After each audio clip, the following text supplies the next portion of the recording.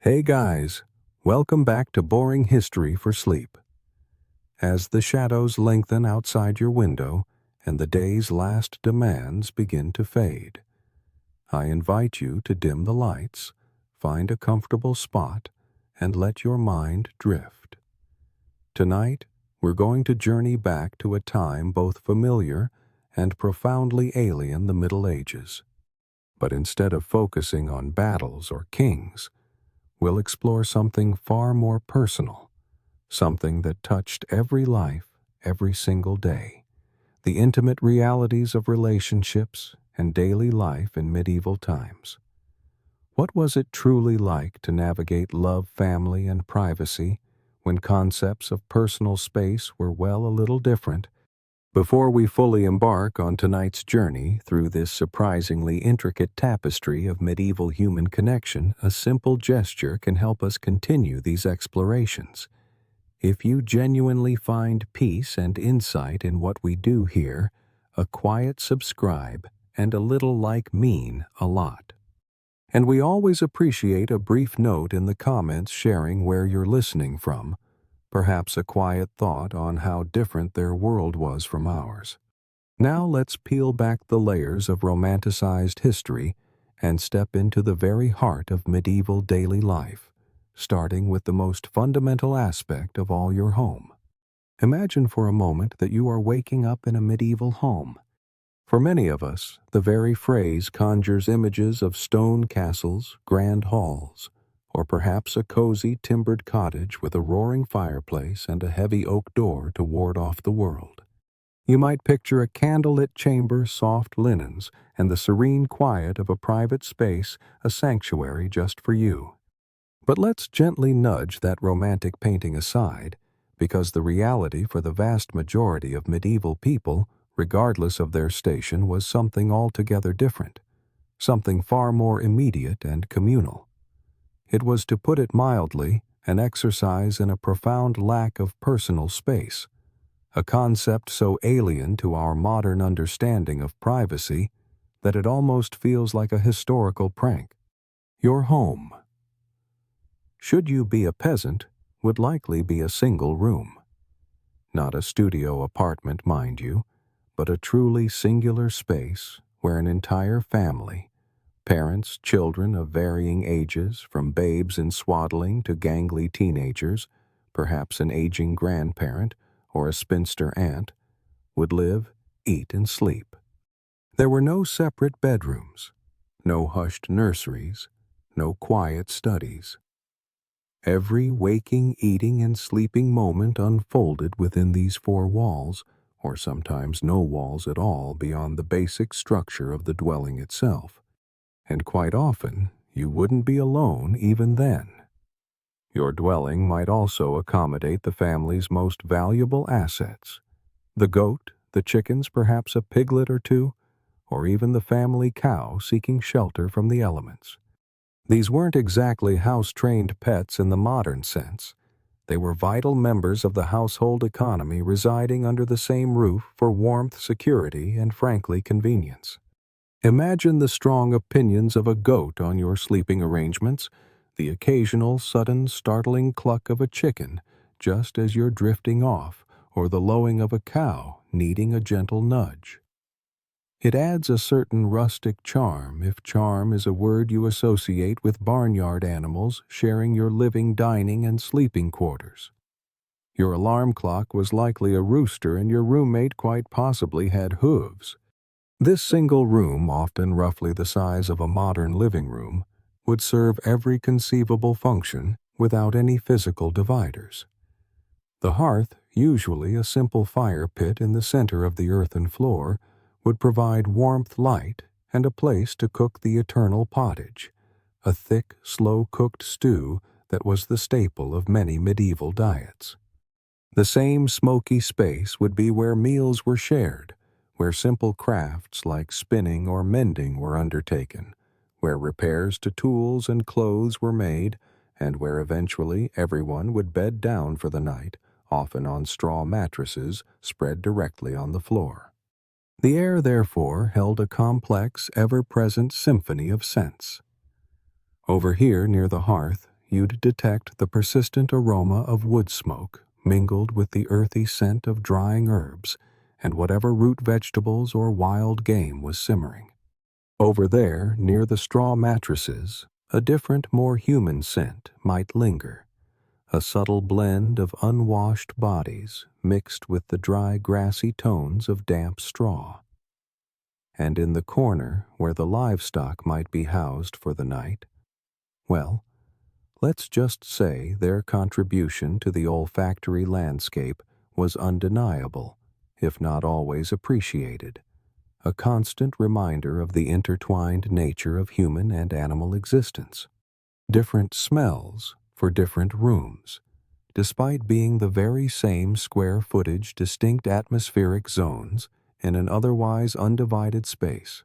It was a constant companion, this blend of life, labor, and basic biology. You might not have had a door to close or even a curtain to draw, but your nose certainly knew where you were in the house and who was near, even with your eyes shut. The soundscape was equally intimate, the rustle of straw as someone shifted, the soft breathing of a sibling, the contented chewing of a goat, all contributing to an unbroken hum of communal existence. Solitude in the medieval peasant home was a luxury as rare as a warm bath in January, with such an extraordinary lack of spatial separation.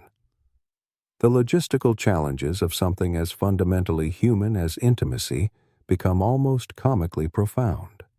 Forget whispering sweet nothings in a private boudoir. This was a delicate dance requiring the timing of a master strategist and the volume control of a seasoned librarian. For married couples, the act of physical affection was less about romantic spontaneity and more about strategic planning. You might find yourself waiting until the last ember in the hearth had faded, plunging the room into the near-total darkness of a moonless night, hoping that the exhaustion of a long day in the fields or at the loom had finally claimed your entire household. The children, those tiny, ever-present eavesdroppers, had to be not just asleep, but truly deeply slumbering, ideally facing the wall. You could practically hear the collective medieval sigh of relief when a child finally achieved that deep, unmoving sleep of utter fatigue. And even then, every rustle of straw, every soft murmur, every suppressed giggle carried the very real risk of waking a small, curious pair of eyes, or worse, inspiring an innocent but mortifying question at the breakfast table. It was intimacy on a tightrope, a quiet, almost conspiratorial act performed under the invisible yet ever-present gaze of your entire family. The concept of a private bed, a space solely for you or your spouse, was largely a modern invention. The norm, even for those with slightly more means, was the shared bed. It wasn't uncommon for multiple siblings or even adults to share a single large mattress, huddling together for warmth, and simply because space was at such a premium. The luxury of curtains, that simple fabric-based solution to privacy, was far from universal. If you had curtains around your bed, it was a mark of considerable affluence, a testament to your ability to afford the fabric and the framework. These weren't just decorative flourishes. They were literal walls providing a precious, if thin, barrier against the omnipresent gaze of others. They offered a semblance of personal space, a fleeting opportunity for intimacy, without the pressing audience of your entire immediate world. Without them, you were quite literally out in the open, relying on darkness and the hopeful deafness of your sleeping family. And this absence of true privacy was not solely the domain of the common peasant. Even among the upper echelons of medieval society, where stone walls were thicker and chambers theoretically more numerous, the concept of personal space remained remarkably fluid. Noble households, with their retinues of servants, squires, and ladies-in-waiting, often presented their own unique challenges to quiet intimacy. It was perfectly customary, for instance, for personal servants to sleep in their lords' and ladies' bedchambers, often on a pallet at the foot of the bed or just outside the door. Their presence was a given, an extension of the household expected to be ever present and discreetly observant. Imagine the awkward ballet of trying to conduct private conversations, let alone more intimate moments with someone literally just a few feet away, perhaps pretending to be deeply absorbed in the patterns of the ceiling or the intricate carvings of a wooden chest. It was a societal agreement. Everyone knew they were there. Everyone knew what could happen, and everyone tacitly agreed to pretend not to notice. A polite fiction, perhaps, but a fiction nonetheless. The records of noble households, dry and bureaucratic as they may seem, offer their own peculiar insights into these arrangements. Sometimes these documents would meticulously detail the sleeping arrangements for various members of the household, not out of prurient interest, but for legal, religious, or practical reasons, ensuring proper supervision, assigning status, or managing resources. You might stumble across an inventory listing who slept where a list, that to a modern eye might seem uncomfortably specific about who was sharing a bed with whom. These aren't scandalous exposés, but rather matter-of-fact notations of the norm, a stark reminder that even a king or a duke might not have the absolute solitude that we now take for granted as a basic human right. The very existence of such records detailing the proximity of bodies in the night hints at a world where personal boundaries were simply drawn differently, perhaps more generously, perhaps more loosely than we can easily comprehend. It suggests a time when intimacy in all its forms was a more public, or at least a less private affair than our modern sensibilities would prefer.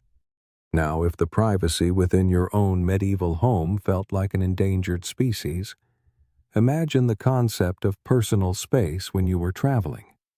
Medieval journeys were not the swift, comfortable affairs we know today with air-conditioned vehicles or plush train seats. They were arduous, often dangerous undertakings, fraught with the perils of bandits, treacherous roads, and the caprices of the weather.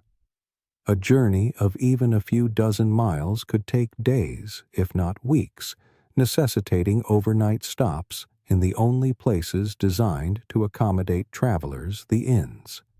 And it was within these establishments that the already fragile concept of privacy seemed to utterly evaporate, replaced by a communal reality that would make a modern backpacker shudder. The typical medieval inn was not a boutique hotel. It was a bustling, often chaotic hub of activity, a convergence point for merchants, pilgrims, soldiers, and vagabonds, all seeking a roof over their heads and a measure of safety from the night. The common room would be filled with the din of conversation, the clatter of tankards, and the omnipresent scent of roasting meat, stale ale, and damp wool. When it came time to sleep, the accommodations were often as communal as the dining. The reality of shared beds was not merely a budget option for the truly impoverished. It was for many the standard arrangement. You would typically find yourself in a large chamber, possibly shared with a dozen or more other travelers, where straw mattresses or sometimes just piles of straw were laid out side by side. Your bedfellow for the night could be anyone, a snoring merchant, a grumbling pilgrim, a farmer whose boots had seen better days, or even if you were unlucky, someone with an active case of fleas. The social contract was clear. Everyone needed a place to rest, and personal boundaries were temporarily suspended. You simply made do with the company you found yourself in. For a married couple on the road, or indeed any two individuals seeking a moment of quiet affection, this presented yet another fascinating logistical puzzle. The idea of intimacy in such a setting wasn't about finding a private moment, but about achieving a level of communal unawareness. Before settling down, you might, for instance, subtly survey the other occupants. Were they already deep in slumber, their snores echoing like distant thunder? Were their boots neatly aligned on the floor, suggesting a respectful, if temporary, cohabitation? Or were they still upright, nursing a final tankard of ale, perhaps casting a curious gaze in your direction? The simple act of checking for existing occupants, or for their rather telling footwear, became a strange preamble to any attempt at closeness. You weren't just looking for an empty spot. You were assessing the likelihood of an undisturbed night, a rare commodity indeed. Any expressions of affection in such a public dormitory would have to be incredibly subtle, conducted with an almost preternatural quietness. A hushed murmur, a gentle, almost imperceptible touch beneath the rough blanket, a shared breath in the darkness. There was no passionate embrace, no unrestrained laughter, just the quiet, almost conspiratorial understanding between two people navigating a world that offered them virtually no respite from the watchful, if often sleeping eyes of others. It was an exercise in discretion, a testament to the human capacity for connection, even in the most unromantic and inconvenient of circumstances. You learned to read the room to gauge the depth of slumber of your temporary neighbors, and to operate in a low-key, almost imperceptible register. Any deviation from this quiet decorum would invite at best a few raised eyebrows and a low grumble, or at worst a full-blown public disturbance in a room full of strangers who were quite frankly just trying to get some sleep before another day of dusty roads. The commonality of this shared bed experience in inns, and even some private homes, underscores a profound difference in medieval societal norms compared to our own. We value privacy as a right, a necessary component of individual well-being and personal dignity. For the medieval person, it was a rare luxury, often unattainable, and perhaps not even widely desired in the way we understand it. Community mutual aid and simple physical warmth in an often cold and unforgiving world often trumped the desire for individual seclusion. When the alternative was a freezing, potentially dangerous night under the stars, a bed shared with a few strangers seemed a perfectly acceptable, even desirable proposition, though one might occasionally wish for a bedfellow whose boots didn't emanate quite such a potent aroma of the road. The practicalities of intimacy in medieval society were profoundly shaped by one's marital status. For married couples, while the lack of privacy was a constant companion, there was at least a societal and religious sanction for their physical relationship. They shared a straw mattress sometimes with children tucked in beside them, and engaged in intimacy amidst the creaks of the timber, the rustle of the straw, and the soft rhythmic breathing of their sleeping family. It was an act performed with a certain acceptance of its public nature, a quiet understanding that this was simply how life unfolded. They were hoping for the best, not just in terms of personal comfort, but in navigating the very real discomforts of a lumpy shared bed and the ever-present risk of an unexpected wake-up call from a child. Their expectations were likely grounded in necessity and practicality rather than the pursuit of romantic ideals. The goal was not a passionate tryst, but rather the fulfillment of a marital duty, the continuation of a family line, and perhaps a fleeting moment of quiet connection in an otherwise chaotic existence. They found ways to be close to whisper to touch amidst the practicalities of survival and the close quarters of their daily lives. For unmarried couples, however, the stakes were infinitely higher, and the requirements for discretion escalated dramatically. Their attempts at intimacy had to be twice as quiet and 3 times as careful. Social scrutiny in medieval communities was a force to be reckoned with, far more pervasive and immediate than any modern-day neighborhood watch. In a world without mass media, without distant entertainment, and with relatively few external distractions, the lives of your neighbors were by necessity a primary source of interest and entertainment. Everyone knew everyone else's business, or at least everyone thought they knew everyone else's business. Thin walls were not just a metaphor for a lack of privacy. They were a literal architectural reality. The sounds, the movements, the hushed voices emanating from a neighboring dwelling could and often did provide ample material for speculation and gossip. The rapid spread of gossip in these small, tight-knit communities was legendary. News of any perceived moral transgression, any indiscretion, any deviation from established norms traveled faster than, as the saying might have gone, a plague rat through a granary. It was a form of social control, a constant low-level hum of judgment and observation that kept individuals largely in line. A whispered rumor could ruin a reputation, jeopardize a marriage prospect, or trigger a formal accusation. For an unmarried couple caught in an intimate moment, the social ramifications could be devastating, far outweighing any immediate pleasure. The risk of public shaming, fines, or even forced marriage hung heavy in the air, a constant deterrent to impulsive behavior. This constant vigilance meant that any unsanctioned intimacy was a high-stakes gamble requiring ingenuity, boldness, and a significant amount of luck. You couldn't just go for a drive or get a hotel room. Your options were the shadows of a barn, a secluded spot in the woods, or a very, very quiet moment in a crowded house, all fraught with peril. Even in the supposedly spiritual havens of monastic life, the human need for connection, and yes, even intimacy, occasionally found a way to manifest, albeit under the most extreme conditions of enforced privacy deprivation. Monastic rules were famously strict, designed to eliminate distractions and foster spiritual devotion. They dictated no privacy, no distractions, certainly no late-night whispers, night.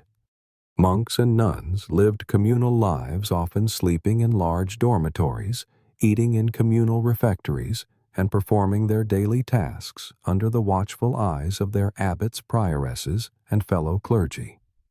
Solitude was found not in physical space, but in the contemplative mind. Yet human nature, being what it is remarkably adaptable. Even within these rigid structures, stories often subtly hinted at in chronicles or letters suggest that emotional and sometimes physical bonds formed.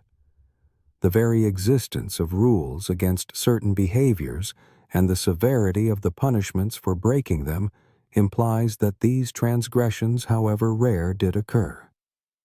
After all, why have a rule if the behavior it seeks to suppress is entirely absent? You might, for instance, notice in some ancient abbey plans the unusual height and thickness of certain garden walls, or perhaps a secluded corner of the cloister that seems just a little too private. While these architectural features certainly served practical purposes, like protection from bandits or the elements, one can't help but wonder if they also served a more subtle function, providing just a tiny sliver of secluded space, a fleeting opportunity for quiet conversation, a shared glance, or perhaps something more. The phrase unusually high garden walls could be a polite medieval euphemism, a nod to the enduring resilience of human connection even when constrained by the strictest of vows. It's a testament to the idea that even in the most disciplined environments, the human spirit, with its inherent need for connection, finds a way to create its own pockets of intimacy, however small, however hidden, and however much in defiance of the established order. Beyond the pressing issues of space and surveillance, there was another far more pervasive and perhaps even more fundamental reality that shaped medieval intimacy: the olfactory landscape. We tend to romanticize the past, envisioning knights in shining armor and damsels in flowing gowns, perhaps overlooking the less fragrant aspects of daily life. But the truth is, medieval hygiene by our modern standards was a concept barely understood, often neglected, and certainly not prioritized. The average medieval person had far more pressing concerns than smelling fresh survival was paramount. Was there enough food for the winter? Would the plague sweep through the village again this year?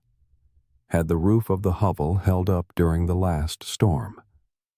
Could that particularly stubborn pig finally be caught and contained?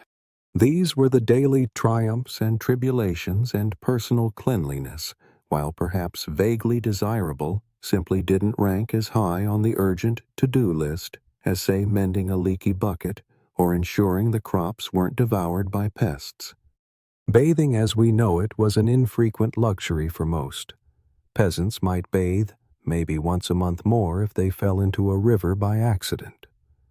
This wasn't due to a lack of understanding of water's cleansing properties, but rather a confluence of factors: the sheer effort involved in heating large quantities of water, the scarcity of fuel for said heating, and the lack of truly private spaces in which to do it.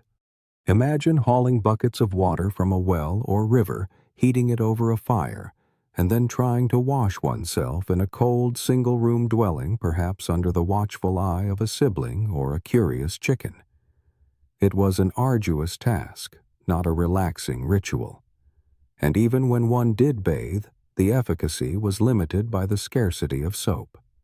Soap was not the mass-produced scented commodity it is today. It was either a crude homemade concoction of animal fat and lye, or an expensive item purchased from a traveling merchant, used sparingly and reserved for critical tasks like washing clothes. The concept of a daily shower with a luxurious lather was a dream of the distant future. Public bathhouses did exist in some larger towns and cities, hangovers from Roman times offering a communal opportunity for cleanliness and sometimes social interaction. These establishments, often fed by natural springs or complex water systems, provided a unique civic amenity. However, even these havens of cleanliness were vulnerable to the anxieties and moral panics of the age. During outbreaks of disease like the devastating waves of plague, bathhouses were often among the first public spaces to be shut down.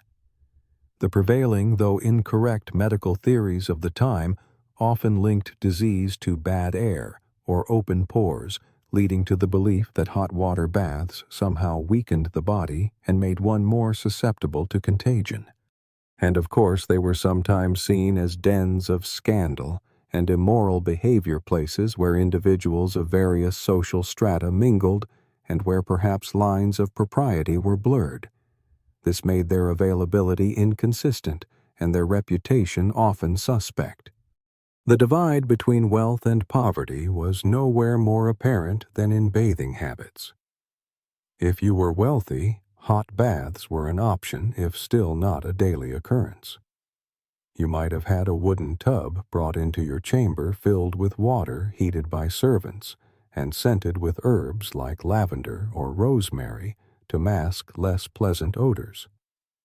Attendants might rub you down with fine linen cloths or pour scented waters over you.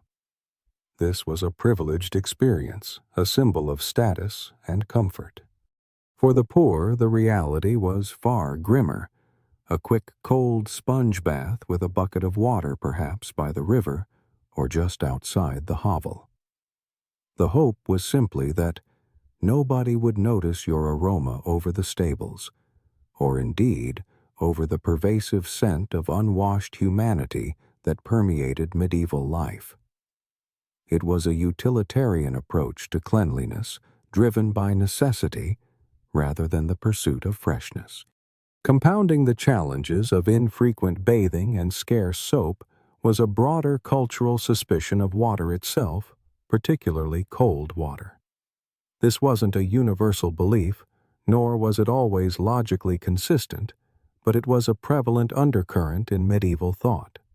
Some physicians and common folk alike subscribed to the idea that frequent bathing, especially with cold water, could weaken the body, open the skin's pores to bad airs or humors, and thus make one more susceptible to illness. Given the rudimentary understanding of germ theory and the very real dangers of hypothermia in a poorly heated home, this belief, however misguided in its scientific basis, had a certain grim logic. Why invite sickness by chilling yourself when survival was already a daily struggle? This cautious approach to water further reinforced the infrequent bathing habits of the era, creating an environment where a pervasive complex array of natural human and animal scents was simply the norm. The practical reality of smell in medieval times, therefore, was vastly different from our contemporary experience. The air was thick with it. There was no modern perfume to mask it, save for the most expensive imported essences reserved for the very elite, which were often applied sparingly and with great ceremony. Deodorant, that modern miracle that neutralizes the more pungent aspects of human biology, was a dream of the distant future utterly unimaginable. Personal odors were simply a fact of life, an omnipresent part of the human condition. And this extended to every aspect of personal interaction, including the most intimate. Consider the act of kissing. Our modern sensibilities often link kissing with freshness, with minty breaths, and clean teeth. In the medieval era, that was simply not the reality. Dental care was crude at best. People might chew on mint leaves for a fleeting moment of freshness, or rub their teeth with ash, but the systematic oral hygiene we practice today was non-existent. Cavities, tooth loss, and gum disease were rampant, leading to a host of unpleasant odors. Kissing, therefore, was less about a pristine sensory experience and more about an adventure, a moment where two individuals, each with their own unique and robust olfactory signature, came together.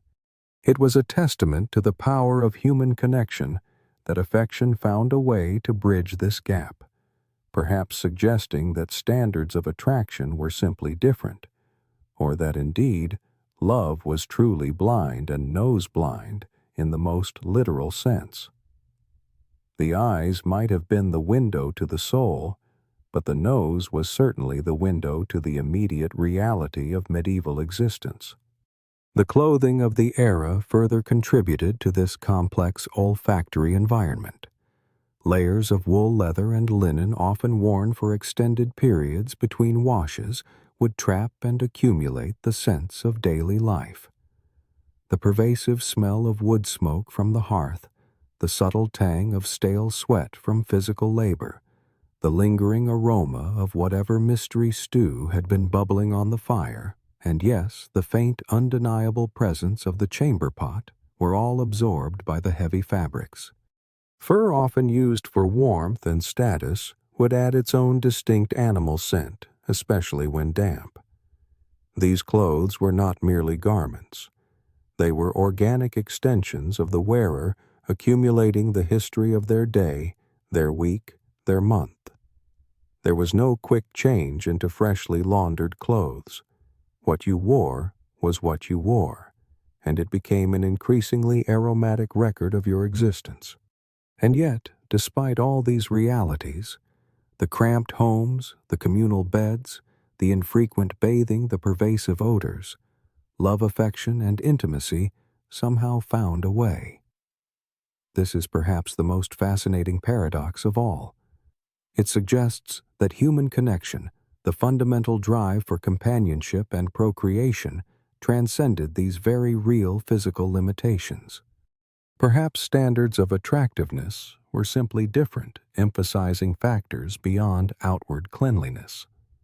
Perhaps the absence of modern comforts made the simple warmth of another body, the shared touch, even more profoundly meaningful. Or perhaps in a world where everyone smelled the individual nuances of personal aroma, simply faded into the background, becoming an accepted part of the human condition. In a peculiar way, the universal lack of modern hygiene might have leveled the playing field, making love truly blind and nose blind, forcing attraction to root itself in deeper, less superficial aspects of character and companionship.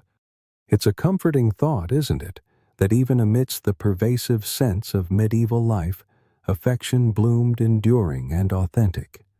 In a world where life was often precarious and uncertain, and every mouth to feed presented a significant challenge, the topic of family planning, or more accurately, the struggle to control family size, was an ever-present, if often unspoken, concern.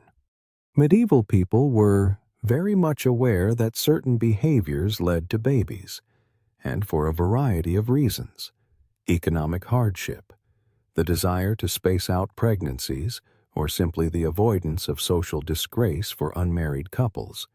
They sought solutions, however rudimentary or scientifically baffling they might seem to us today.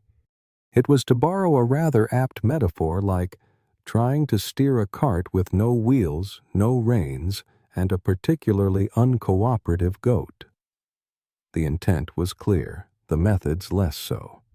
The scientific approaches to contraception in the Middle Ages were a fascinating blend of folk wisdom, superstition, and occasionally surprisingly resilient ancient medical texts.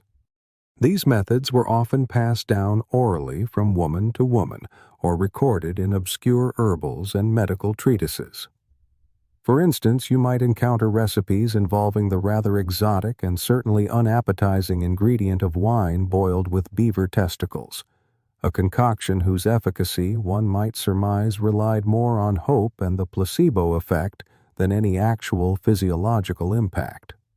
Other methods included the use of animal membranes, rituals involving burying objects under a certain moon, or the wearing of amulets, blessed by someone who hopefully wasn't guessing their way through the incantations. The sheer variety and often bizarre nature of these practices highlight the desperation and ingenuity of people seeking to exert some control over their fertility in an era before modern medical understanding.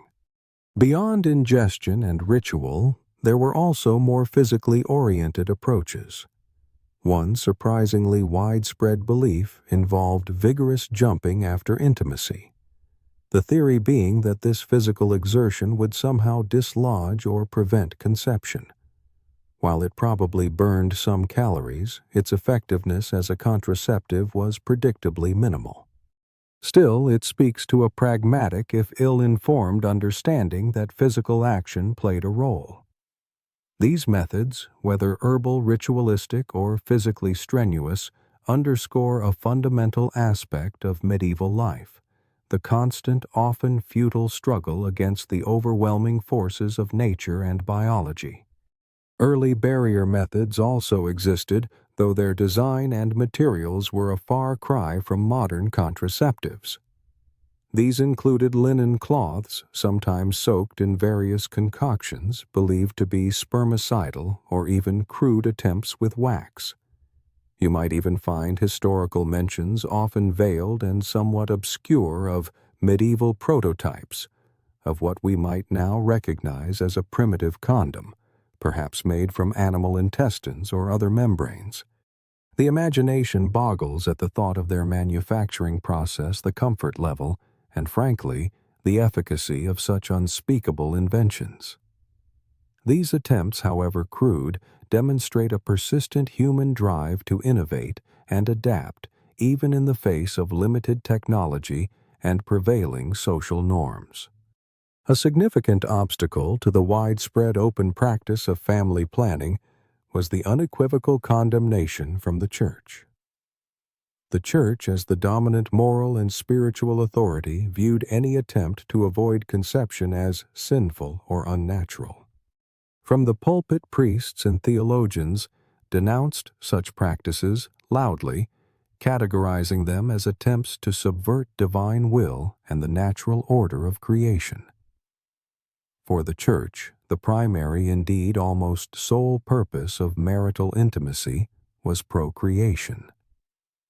Any act that deliberately obstructed this purpose was considered a grave sin, often lumped in with other serious moral transgressions.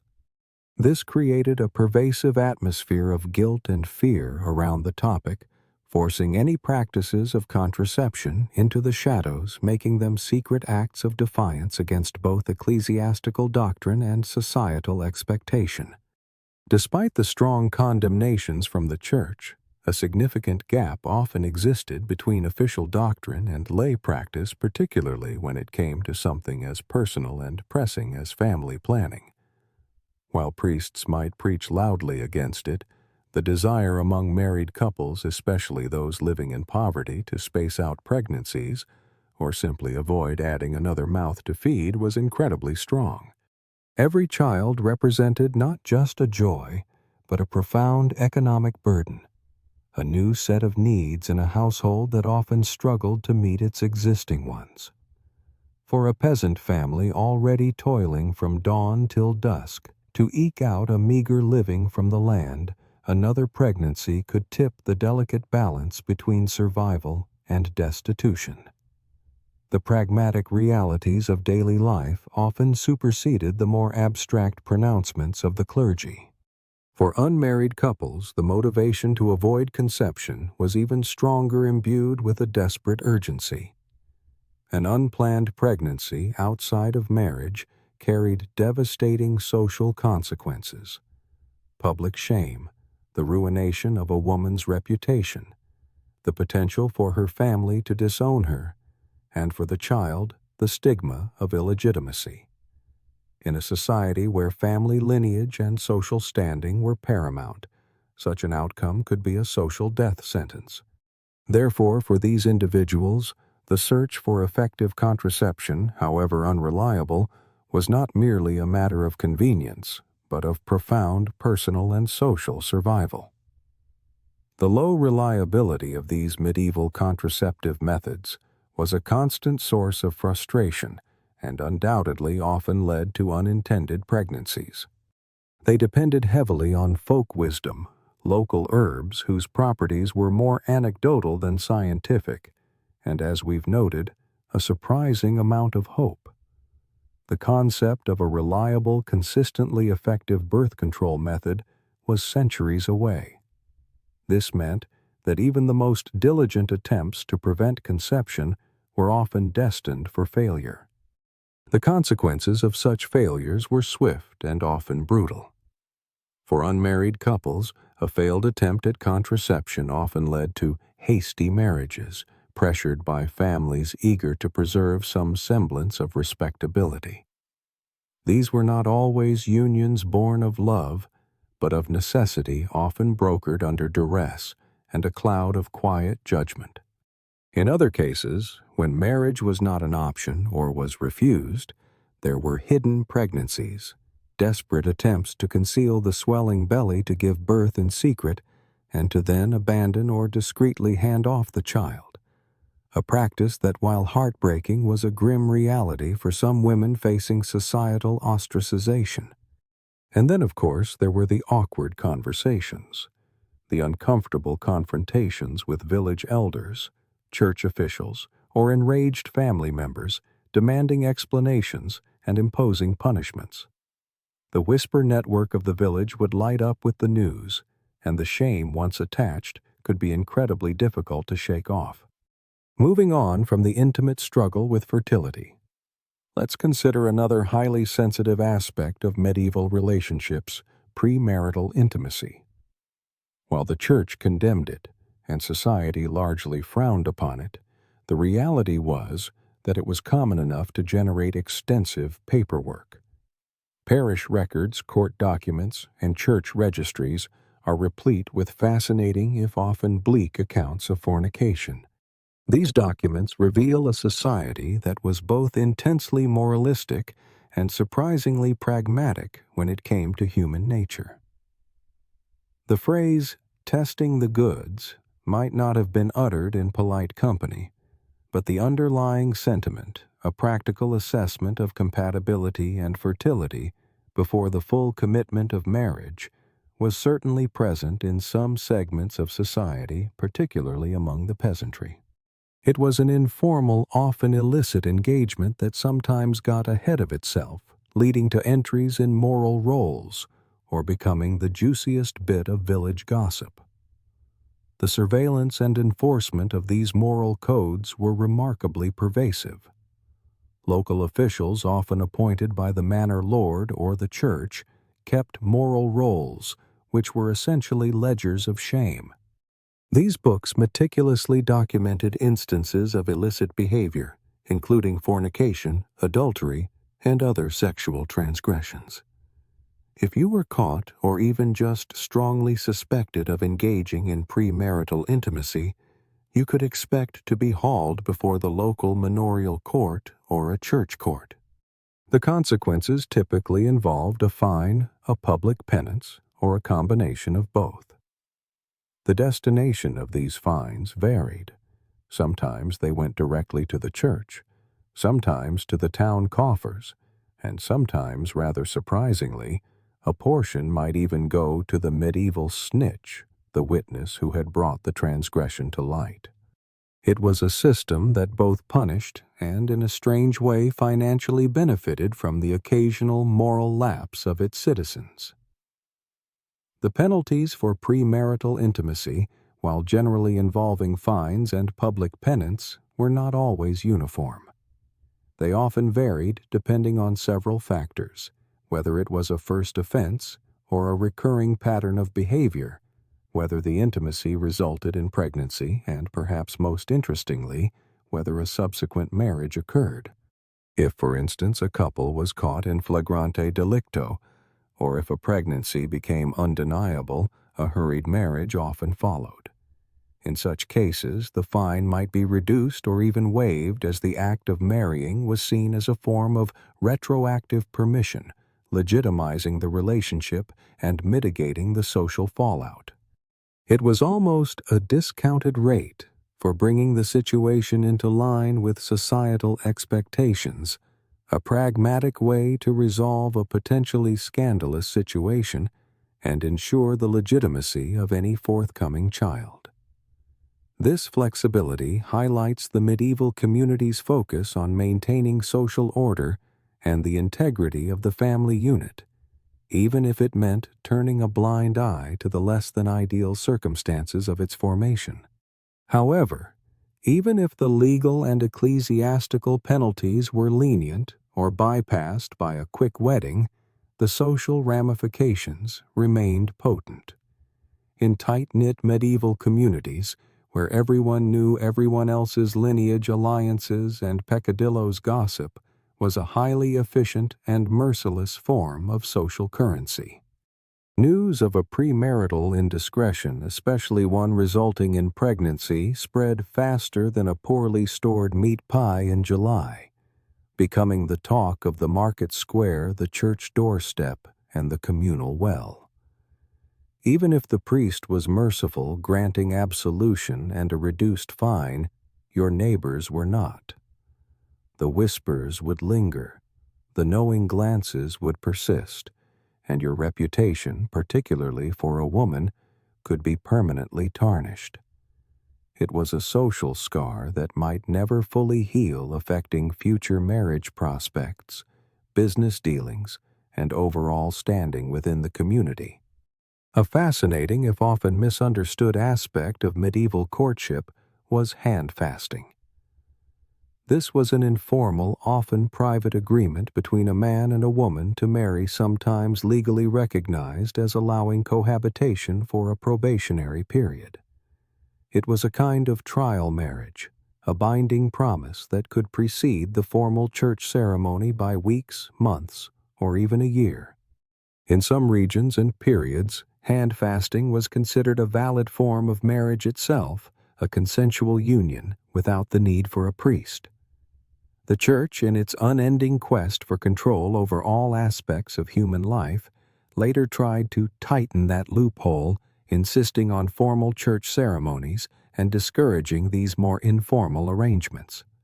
However, the legacy of hand fasting meant that many medieval babies were technically early arrivals, conceived during this period of informal union, but considered legitimate once the formal vows were exchanged. It provided a certain fluidity to premarital relationships that might surprise modern observers, a gray area between illicit activity and full matrimonial sanction. The class differences in how premarital intimacy was viewed and punished were stark. For peasants, while frowned upon and subject to fines, pregnancy often led to a hurried marriage with strong family nudges. The focus was practical: legitimize the child, secure the family line, and maintain community harmony. While there was social stigma, it was often tempered by the understanding that such things happened, and necessity sometimes dictated a quick resolution.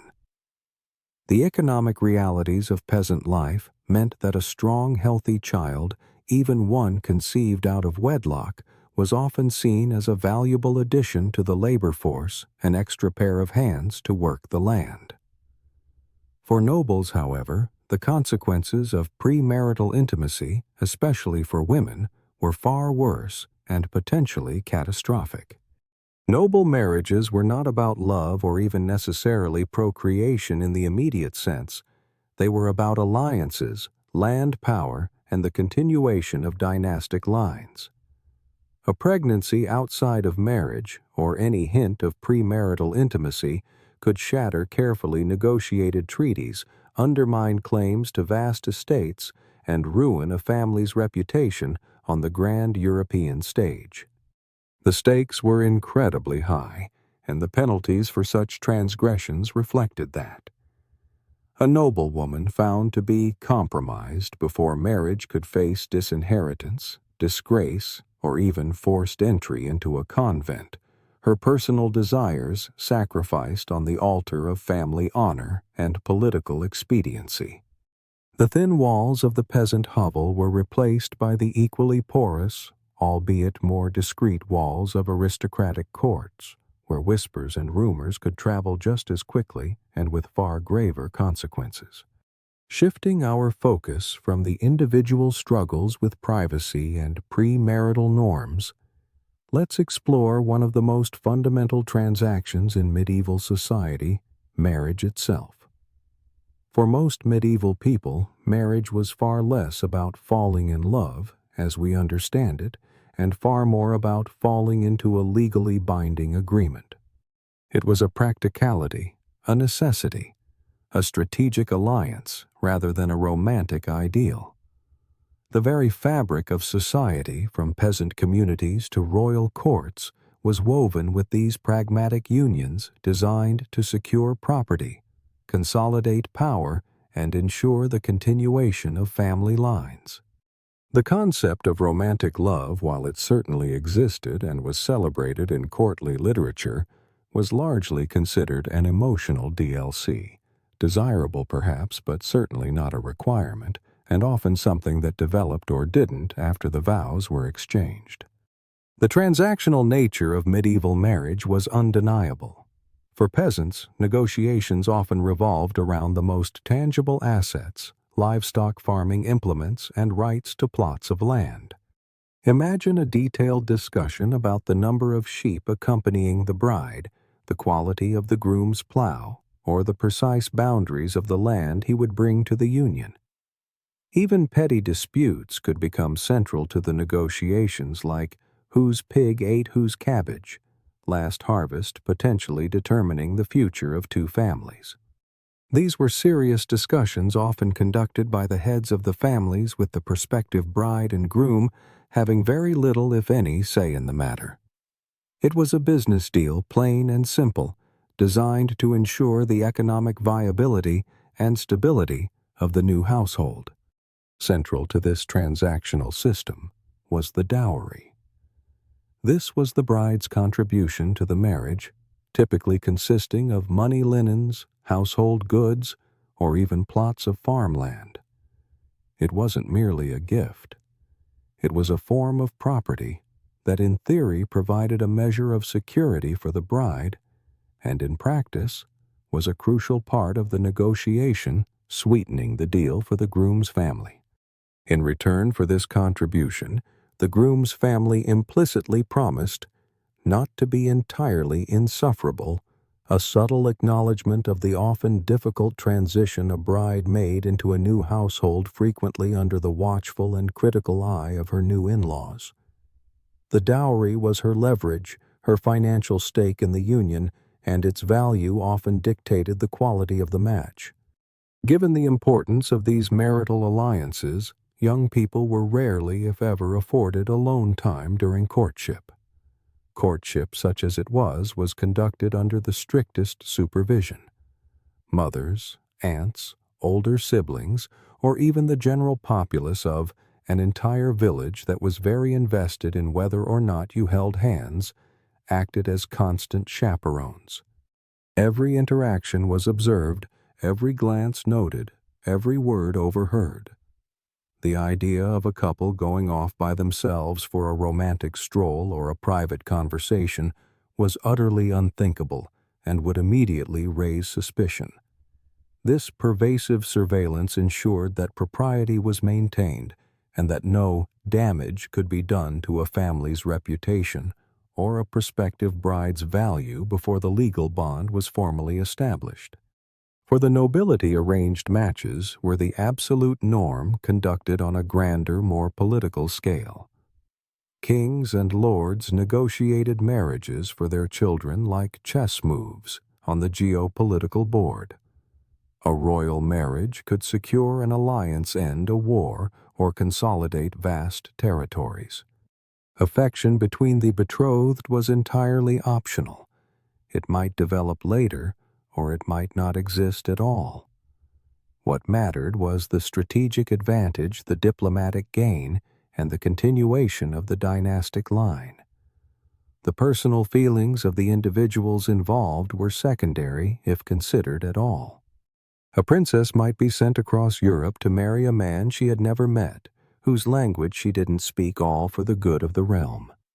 Such was the duty and expectation of the aristocratic class.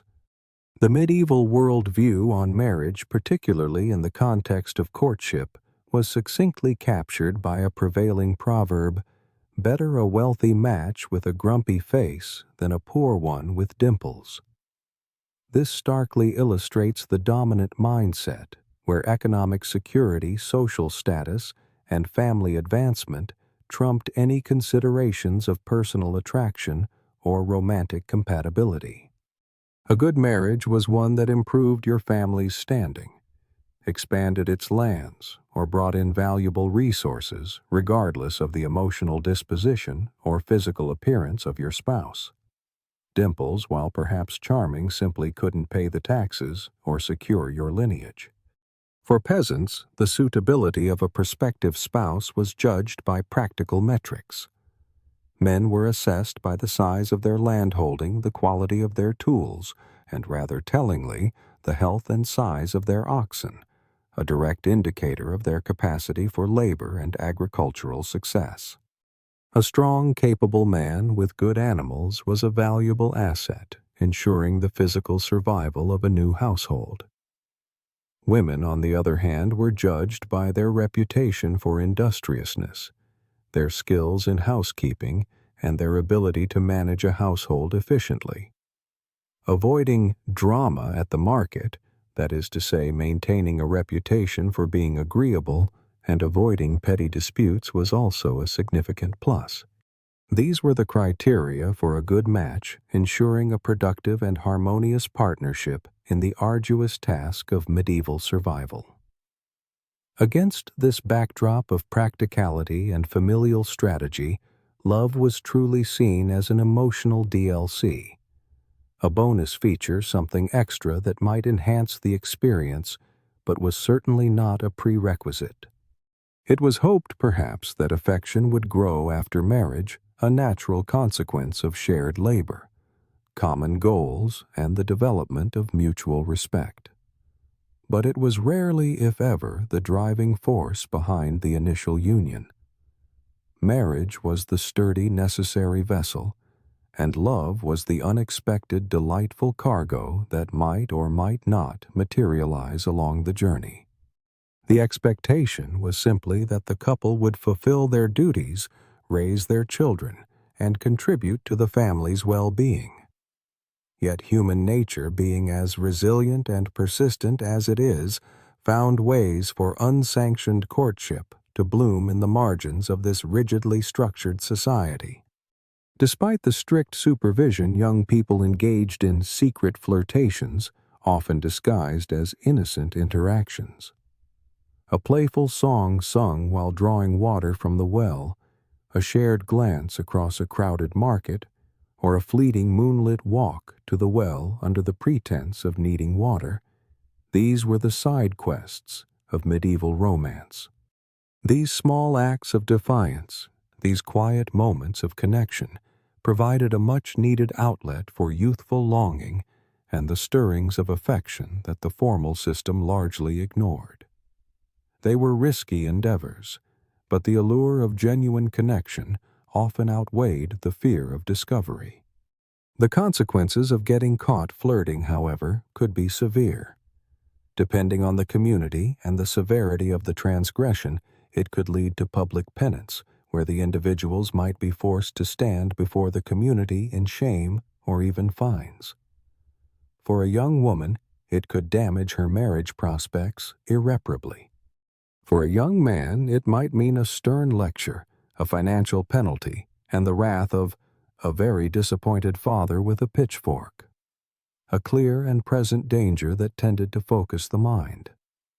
These were not light matters. They were infractions against the communal moral code, and the community had a vested interest in enforcing them. The entire village, with its watchful eyes and eager ears, was a constant, if unpaid, moral police force, ensuring that the boundaries of acceptable behavior were rarely, if ever, crossed without consequence. From the carefully managed world of courtship and marriage, we now turn to a far more volatile and often brutal aspect of medieval intimacy: adultery. This was a transgression fraught with immense risk, a social and legal minefield where the consequences could be devastating, often ending with someone losing a bit of pride or property, or indeed much more. Adultery was not merely a personal failing, a breach of trust between two individuals. It was a profound social offense, a disruption of the delicate equilibrium of medieval society. It tampered with the sanctity of marriage, which was seen as a foundational pillar of the community, but more practically, it destabilized inheritances, called into question the legitimacy of children, and undermined the crucial dowry system. Moreover, it unleashed a cascade of furious gossip, threatening the fragile local gossip equilibrium that kept communities endlessly entertained and subtly controlled. The stakes for women caught in adultery were significantly disproportionately higher than for men. A woman found to be adulterous faced an array of severe punishments, often designed to inflict public humiliation and economic ruin. She could face public shaming, perhaps being paraded through the streets or made to stand in the town square in a humiliating garment. She would almost certainly lose her dowry rights, that critical financial security she brought into the marriage, leaving her potentially destitute and dependent. Forced penance, often involving public confession and rigorous acts of contrition, was common.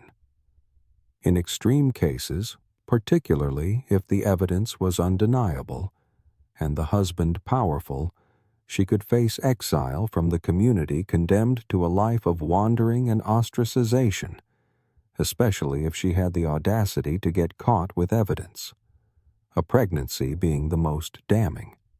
For noble women, the consequences, while perhaps less outwardly public than a peasant woman's parading, were equally, if not more, ruinous. They faced imprisonment often in their own homes or in convents, effectively cut off from society. Divorce, though rare and difficult to obtain, was a possibility, leaving them stripped of their status and often their children. More subtly, they might be discreetly removed from court life, exiled to a distant family estate, becoming a non-person in the glittering world of aristocratic power. It was less about a scarlet letter and more about a scarlet exit, a quiet but definitive erasure from the circles that defined their existence. Their entire social and political value was tied to their perceived purity and their ability to produce legitimate heirs. A breach of fidelity could unravel generations of careful dynastic planning. The lenience afforded to men in cases of adultery was a stark illustration of the medieval double standard. If a man engaged in an affair with an unmarried woman, it was certainly considered morally suspect and a sin in the eyes of the church, but it was rarely legally punished. Unless the woman's family was powerful enough to demand redress, or the church was unusually righteous and zealous in its enforcement, the man often faced little more than a public scolding or a light penance. The focus of the legal system and much of society remained on the potential damage to the husband's property or reputation, not on the woman's violation. When punishments were applied to men for adultery, they were typically less severe than for women, focusing primarily on financial penalties or symbolic acts of penance. A man might face steep fines, which were perhaps more inconvenient than truly punitive for a man of means. Public confession, while humiliating, rarely carried the same lasting social stigma as it did for a woman. Occasionally, there might be creative punishments, such as being made to parade in a shift, a humiliating undergarment, or being forced to pay for a new church bell, an interesting medieval equivalent of community service, perhaps. These punishments, while designed to shame, rarely stripped a man of his property, his children, or his fundamental place in society, underscoring the deeply ingrained patriarchal nature of medieval law and custom. The husband's role in cases of adultery, particularly in the upper echelons of society, carried the grim possibility of extreme retribution. While not universally legal or condoned, honor killings were not unheard of, particularly among nobles. The concept of a cuckolded husband taking violent revenge on his wife or her lover, or both, was a deeply rooted, if often informally acknowledged aspect of the medieval understanding of honor. Medieval custom, driven by a profound concern for family reputation and the legitimate succession of property, sometimes allowed for what was deemed appropriate action by a wronged man. The definition of appropriate action was, of course, highly subjective and largely depended on the husband's status, his network of support, and rather chillingly, the number and sharpness of the swords he owned. For a powerful lord, a violent reprisal might be overlooked or quietly sanctioned by his peers, seen as a necessary assertion of authority and a defense of his family's integrity. Such actions, while morally reprehensible to a modern eye, were sometimes perceived as a tragic but understandable consequence of a profound betrayal in a society where honor was everything. For the wealthy and noble, cases of adultery could spiral into full-blown scandals, annulments, or decade-long family feuds. An adulterous affair could unravel carefully constructed political alliances, leading to wars, loss of territory, and the permanent ruination of once illustrious names. Annulments, while difficult to obtain and requiring significant church intervention, were sought as a means to erase the tainted marriage and preserve the purity of the family line, particularly when questions of legitimacy arose. The echoes of such scandals could reverberate for generations, creating bitter resentments and fueling long-standing rivalries between powerful families. The intricate web of noble society meant that a private indiscretion rarely remained private for long, its ripples spreading far and wide. For peasants, the consequences were typically more focused on the immediate financial and social impact. An adulterous affair might result in a significant fine, perhaps the forfeiture of a valuable goat or a portion of their meager harvest, a devastating blow for a family living on the edge of subsistence. But perhaps more enduring was the permanent place in village gossip. While a nobleman might be discreetly removed from court, a peasant remained firmly rooted in their community, condemned to live with the whispers, the knowing glances, and the enduring reputation of a moral transgressor. Their every interaction, their every move would be viewed through the lens of this public knowledge, a subtle but relentless form of social punishment that could last a lifetime. The shame once attached was incredibly difficult to shed in such close-knit, unforgiving environments. Moving from the illicit to the surprisingly regulated, let's explore an aspect of medieval society that might seem counterintuitive to our image of a highly moralistic era: the existence of legalized brothels. Many medieval towns, perhaps surprisingly, didn't just tolerate brothels. They actively regulated them. This wasn't a universal phenomenon across all of Europe, but in many urban centers, the presence of prostitution was acknowledged, controlled, and even taxed. These establishments operated as legal businesses, often licensed by town councils, and were frequently confined to designated red light districts, an urban planning concept that existed long before the light bulb and its modern association with such areas. The individuals who managed these establishments were recognized, if not always respected, members of the commercial landscape. They were known as brothel keepers, or keepers of public women, a title that, while carrying social stigma, implied a recognized, if very stressful, line on a resume. The pragmatic rationale behind this acceptance was often surprisingly cynical. It was believed that providing controlled outlets for male sexual desires would reduce greater sins like adultery, assault, or heaven forbid dancing, the latter being a surprising but genuine concern for the morally conservative. Prostitution was seen as a necessary evil for maintaining social order, a means of containing what was considered an inevitable male urge and preventing it from disrupting the more sacred institutions of marriage and family. It was a utilitarian approach to morality, prioritizing social stability over strict adherence to religious ideals. The Church's official stance on prostitution was predictably one of condemnation. From the pulpits, it was decried as a sin, a stain on the moral fabric of society. Yet there was a profound and often rather blatant hypocrisy at play. While officially condemning it, unofficially many clergy turned a blind eye to the existence of brothels. In some instances, it went further.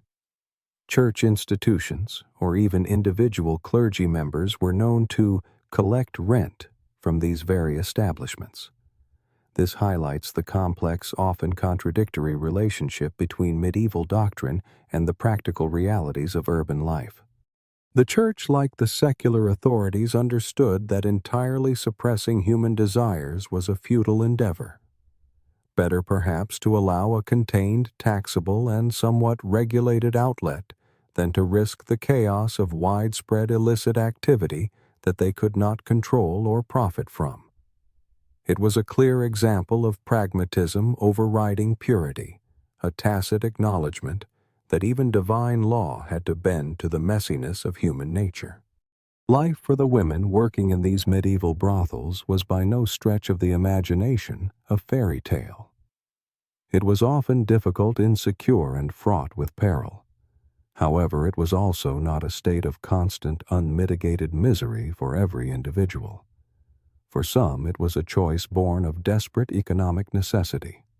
Widows without family support, women orphaned or abandoned, or those simply unable to find other means of sustenance might turn to the profession as a last resort, a way to survive in a society that offered few other options for independent women. It was a harsh economic reality that propelled many into this trade, a stark reflection of the limited opportunities available to women outside of marriage or monastic life. Unfortunately, Coercion and trafficking were also very real problems, particularly in bustling port cities where a constant influx of transient populations made vulnerable individuals easier to exploit. Sailors, after all, brought in coin and complications in equal measure, contributing to a transient economy where exploitation could flourish. These women, far from having made a choice, were often forced into the profession trapped by debt violence or the ruthlessness of their keepers. This darker side of the brothel system underscores the harsh realities faced by the most marginalized members of medieval society, reminding us that for many, autonomy was a concept far removed from their daily existence. Despite these grim realities, there were often attempts at early regulation, at least in some towns. Town councils, in their efforts to maintain order and public health, however rudimentary their understanding of it, sometimes issued ordinances governing brothels. These handbooks for management might include stipulations for clean sheets, a rather basic but crucial amenity given the lack of general hygiene or even rudimentary basic health inspections to prevent the spread of disease, particularly syphilis, which became a significant concern later in the period. They might also set hours of operation or delineate specific areas where the brothels could operate, all in an attempt to keep this necessary evil from spilling over into other areas of community life. These regulations, however imperfectly enforced, reveal a societal desire to manage and control rather than simply ignore the existence of legalized prostitution. The clientele of these brothels was remarkably diverse, cutting across all social classes.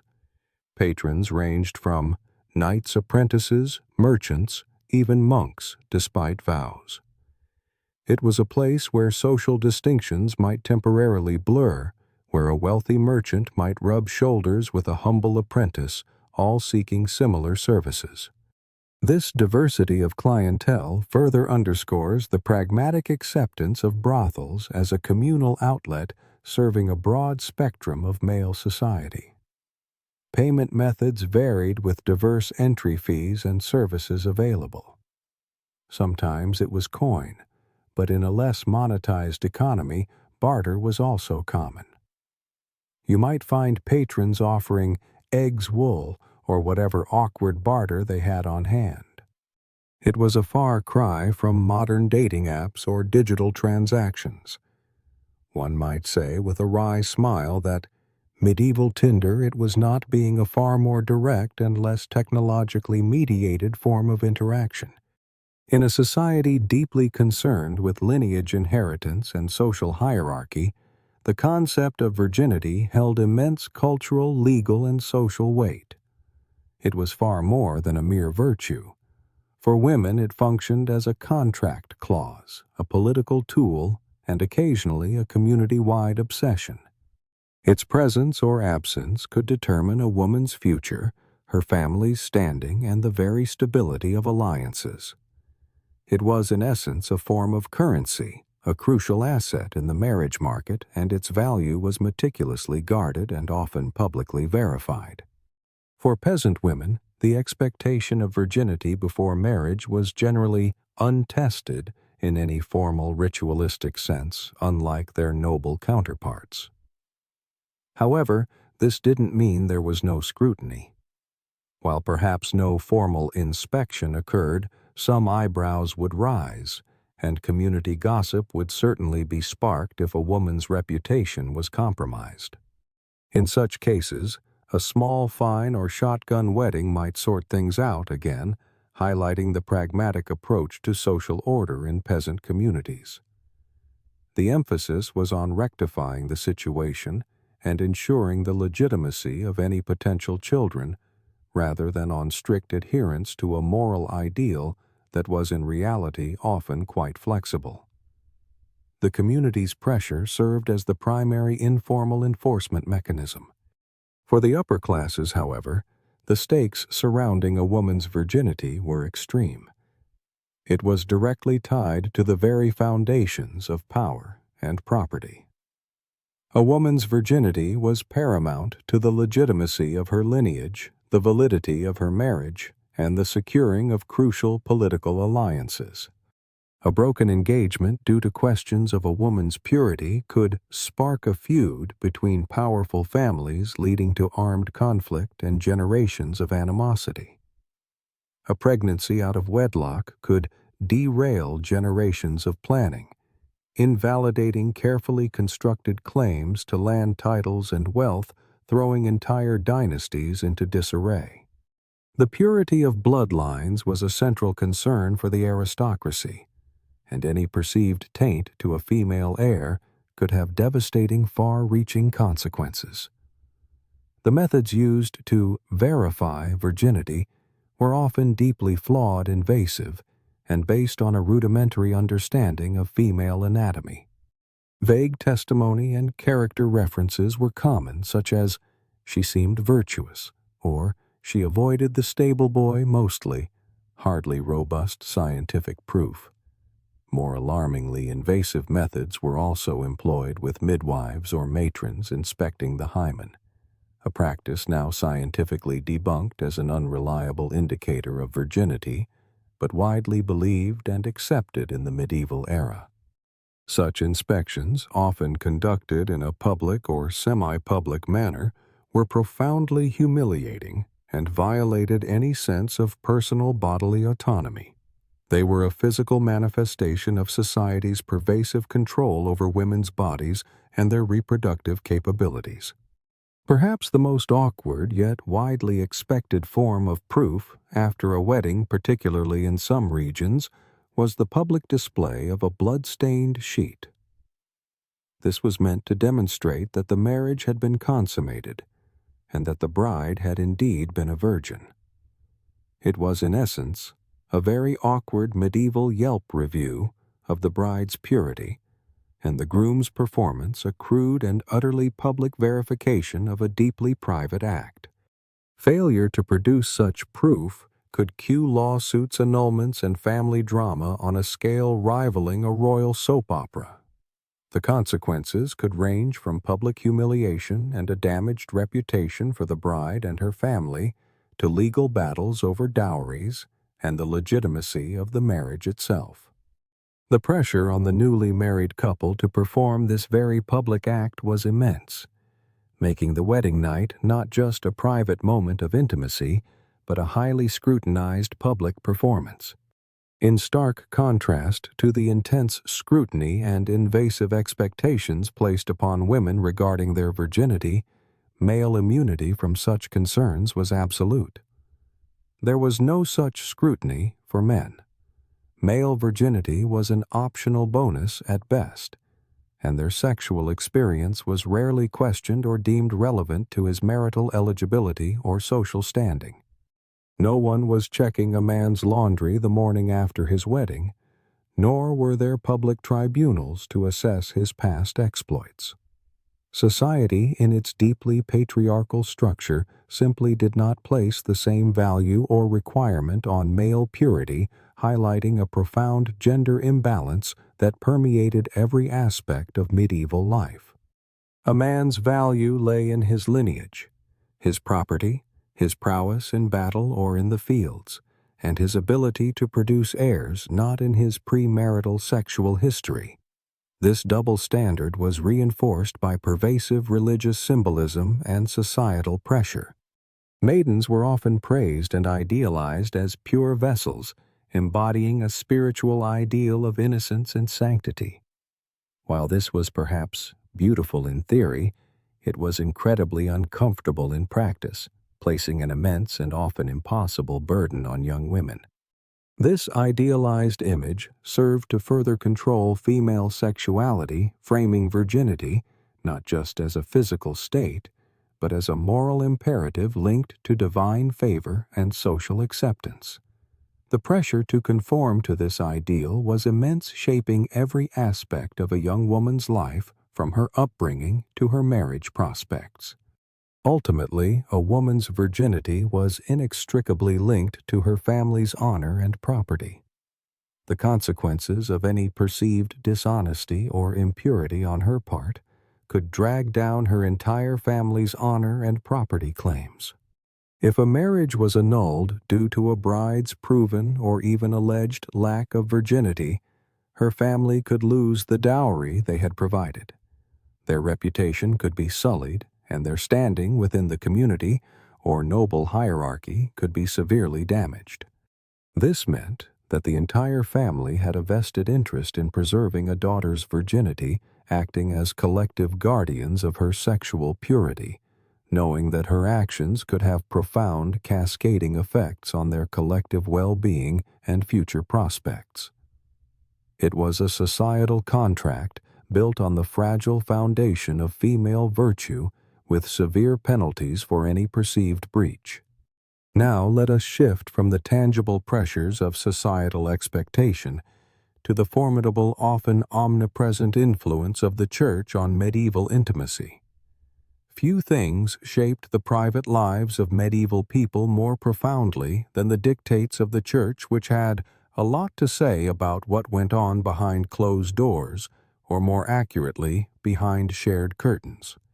The Church saw itself as the supreme moral authority regulating not just public behavior, but also the most intimate aspects of human existence, wielding immense power through confession, ecclesiastical courts, and widespread moral instruction. For the Church, human intimacy had one primary function: making more people. That was it. Not pleasure, not emotional bonding, not stress relief, just reproduction. Any other purpose was considered distracting at best, sinful at worst. This singular procreative focus fundamentally shaped the Church's detailed prohibitions and regulations concerning sexual activity even within the confines of marriage. Pleasure for its own sake was viewed with deep suspicion, a potential gateway to sin and a distraction from the higher spiritual calling. The body was seen as a vessel, and its functions were to be strictly controlled and directed towards divinely ordained purposes. This rigid theological framework permeated daily life subtly, or not so subtly, shaping how individuals viewed their own bodies and their relationships. The Church's influence extended to incredibly specific and often intrusive regulations on intimate behavior, even within the sacred bond of marriage. Bishops, theologians, and particularly confessors diligently wrote detailed instructions on what was and wasn't acceptable. These guidelines were designed to steer parishioners away from sin and toward a life of spiritual purity, often making intimacy a surprisingly complex divine obstacle course. Perhaps the most famous of these prohibitions concerned forbidden days. These were periods during which marital relations were strictly prohibited, turning the calendar into less a schedule and more a series of barriers to intimacy. Sundays as the Lord's Day were off limits. Major feast days commemorating saints or significant events in the Christian calendar were also forbidden. Fasting days observed for penance and spiritual discipline were added to the list. Then there were entire liturgical seasons, like the 40 days of Lent leading up to Easter and the 4 weeks of Advent preceding Christmas, both periods of heightened spiritual observance and asceticism. When you tallied all these days, Sundays, feast days, fasting days, and liturgical seasons, you were left with maybe Tuesdays in April, and a few other scattered days, making it seem as if nearly half the year was officially off limits for marital intimacy. This was a logistical nightmare for a society that simultaneously glorified large families and relied on natural conception for continuity. Beyond the calendar, the Church imposed strictures within marriage itself, emphasizing modesty and restraint. Excessive displays of passion were frowned upon, viewed as carnal and potentially sinful. The ideal was a temperate, controlled act devoid of undue pleasure. A 13th century guide, for instance, famously described the ideal of intimacy as being without pleasure, without sin, and without delay, a rather joyless checklist that left little room for spontaneity or emotional connection. It transformed a natural human act into a spiritual obligation to be performed with a sense of duty rather than delight. The prescribed position for marital relations was the missionary position often referred to as the most natural and therefore the least likely to offend God, the saints, or your local priest. Anything else was considered suspect, potentially unnatural and indicative of enthusiasm, a quality not particularly desired in medieval piety when it came to physical pleasure. Variations from this norm were often labeled as unnatural acts and could be grounds for severe penance during confession. This prescriptive approach sought to control not just the act itself, but the very manner in which it was performed, ensuring it remained focused on procreation and minimized any potential for sinful indulgence. Confession played a crucial role in enforcing these detailed moral guidelines. Priests were instructed to ask pointed questions during confession to detect breaches of moral and ecclesiastical rules. These questions could be very specific, often uncomfortably so, delving into the most intimate aspects of a parishioner's private life. An average 14th century friar through the confessional likely knew more about his parishioners' bedrooms than their birthdays, their farming routines, or even their personal aspirations. This intrusive level of questioning, designed to elicit repentance and compliance, created a pervasive sense of surveillance and guilt, making even private thoughts and desires subject to ecclesiastical judgment. The confessional booth, far from being a purely spiritual space, also functioned as a powerful instrument of social and moral control. Despite the Church's detailed rules and the intrusive nature of the confessional, there was a consistent tension between official doctrine and the realities of lay resistance. The enforcement of these strictures varied considerably from region to region. Some areas influenced by particularly zealous bishops or fervent monastic orders were indeed stricter in their adherence to the rules. Other priests, perhaps more pragmatic or compassionate, might simply ignore the more obscure or overly burdensome regulations, recognizing that their parishioners had enough struggles without adding excessive spiritual guilt. And then, of course, there were the many peasants who, facing the daily realities of survival, simply smiled, nodded, and did what they were going to do anyway, quietly. They might pay lip service to the rules, go to confession as required, but in the privacy of their crowded homes, they made their own decisions, prioritizing personal connection and the practicalities of life over abstract theological prohibitions. The medieval calendar, with its long list of forbidden days for intimacy, truly became a divine obstacle course. It was a constant reminder of the Church's pervasive influence, subtly or not so subtly, shaping the rhythm of personal lives.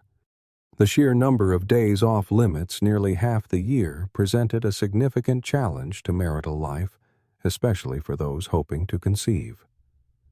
One might half-jokingly, half-seriously wonder how medieval populations managed to grow at all, given this relentless list of prohibitions.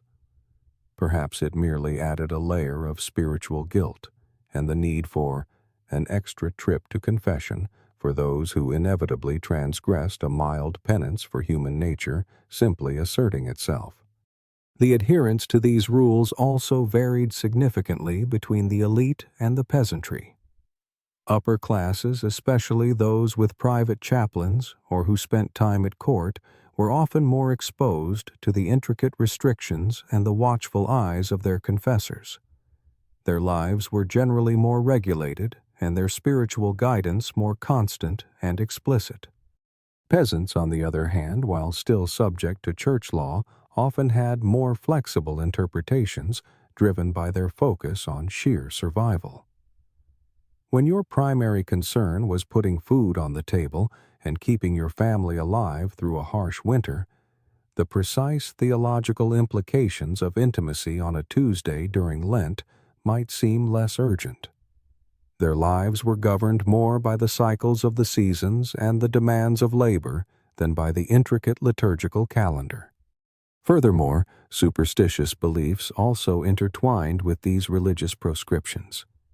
Many people genuinely believed that intimacy during the wrong time, on a forbidden day, or in an unnatural manner, could result in sickly children divine punishment, or worst of all, a reputation.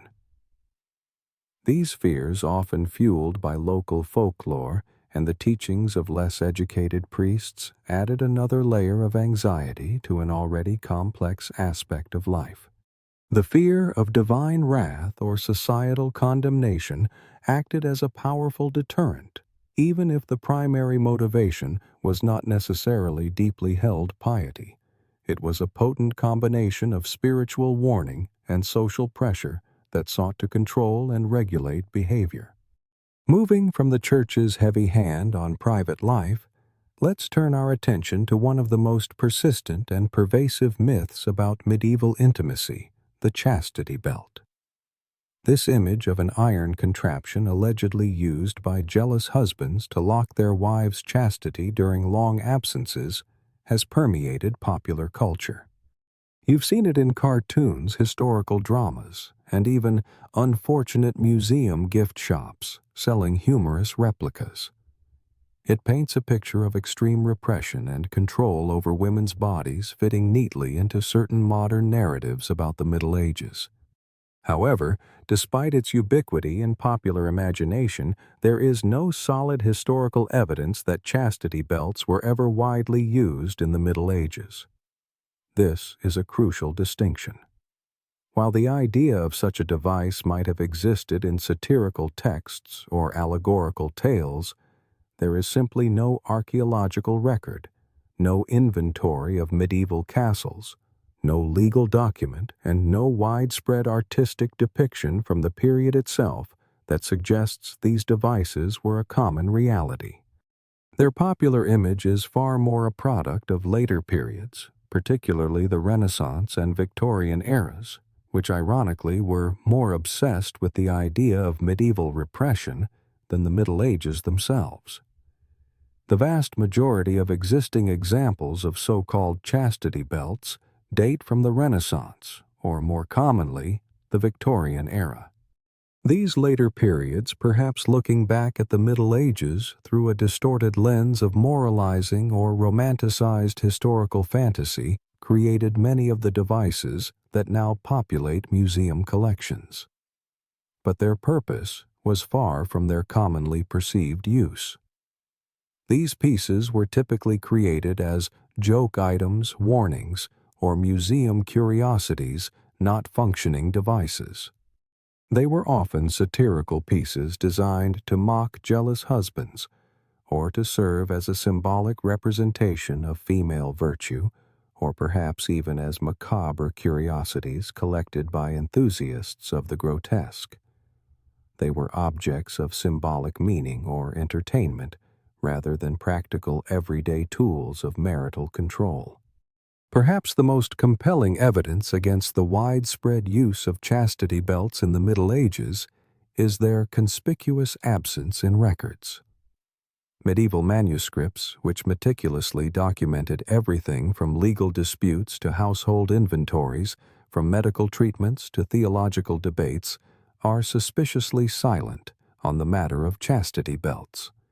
There are no advertising broadsides for blacksmiths offering custom fittings, no laws or legal precedents discussing their use or misuse, and certainly no mention of the Church distributing them as a means of moral enforcement. For a device that would have been so culturally significant and so physically intrusive, this lack of documentation is highly telling. It suggests that, like a phantom limb, it existed more in the collective imagination of later eras than in the actual historical reality of the medieval period. Furthermore, the impracticality of design, for such a device, given medieval hygiene and medical understanding, is a glaring issue. Imagine a rusty metal contraption worn for weeks or months on end in an era where bathing was infrequent and basic sanitation virtually non-existent. The potential for more infections than it prevented indiscretions would have been immense. Without modern materials, proper ventilation, or even a basic understanding of germ theory, such a device would have been a guaranteed source of chafing sores and serious medical complications, far outweighing any perceived benefit in ensuring fidelity. The logistics alone, from the constant need for a blacksmith with the key to the sheer discomfort and health risks, make the idea of widespread use simply untenable. There was no user manual, no comfortably padded inserts, and certainly no thought given to prolonged wear. The genesis of the chastity belt myth is a fascinating study in historical misinterpretation. It seems to have arisen from a combination of later moral panic and satire, serving a specific narrative purpose for various eras. For Renaissance moralists, it fit a convenient narrative of the repressed, over-controlled medieval woman, allowing them to contrast their supposedly more enlightened age with the perceived barbarism of the past. For Victorian collectors, the grotesque and exotic nature of these fabricated devices made them appealing curiosities fitting into a broader fascination with the dark and mysterious aspects of history. Thus, a fictional or symbolic concept was retrospectively projected onto an entire historical period, becoming a powerful, enduring symbol of female oppression. The actual methods for enforcing fidelity in the Middle Ages were far more pervasive and insidious than any metal contraption. They relied on a sophisticated system of shame surveillance religion and strategic matchmaking. Noblewomen, for instance, were chaperoned within an inch of their lives, their every public move monitored by an army of attendants and family members. For peasant girls, the enforcement of fidelity wasn't about formal chaperones, but about the pervasive gaze of the community.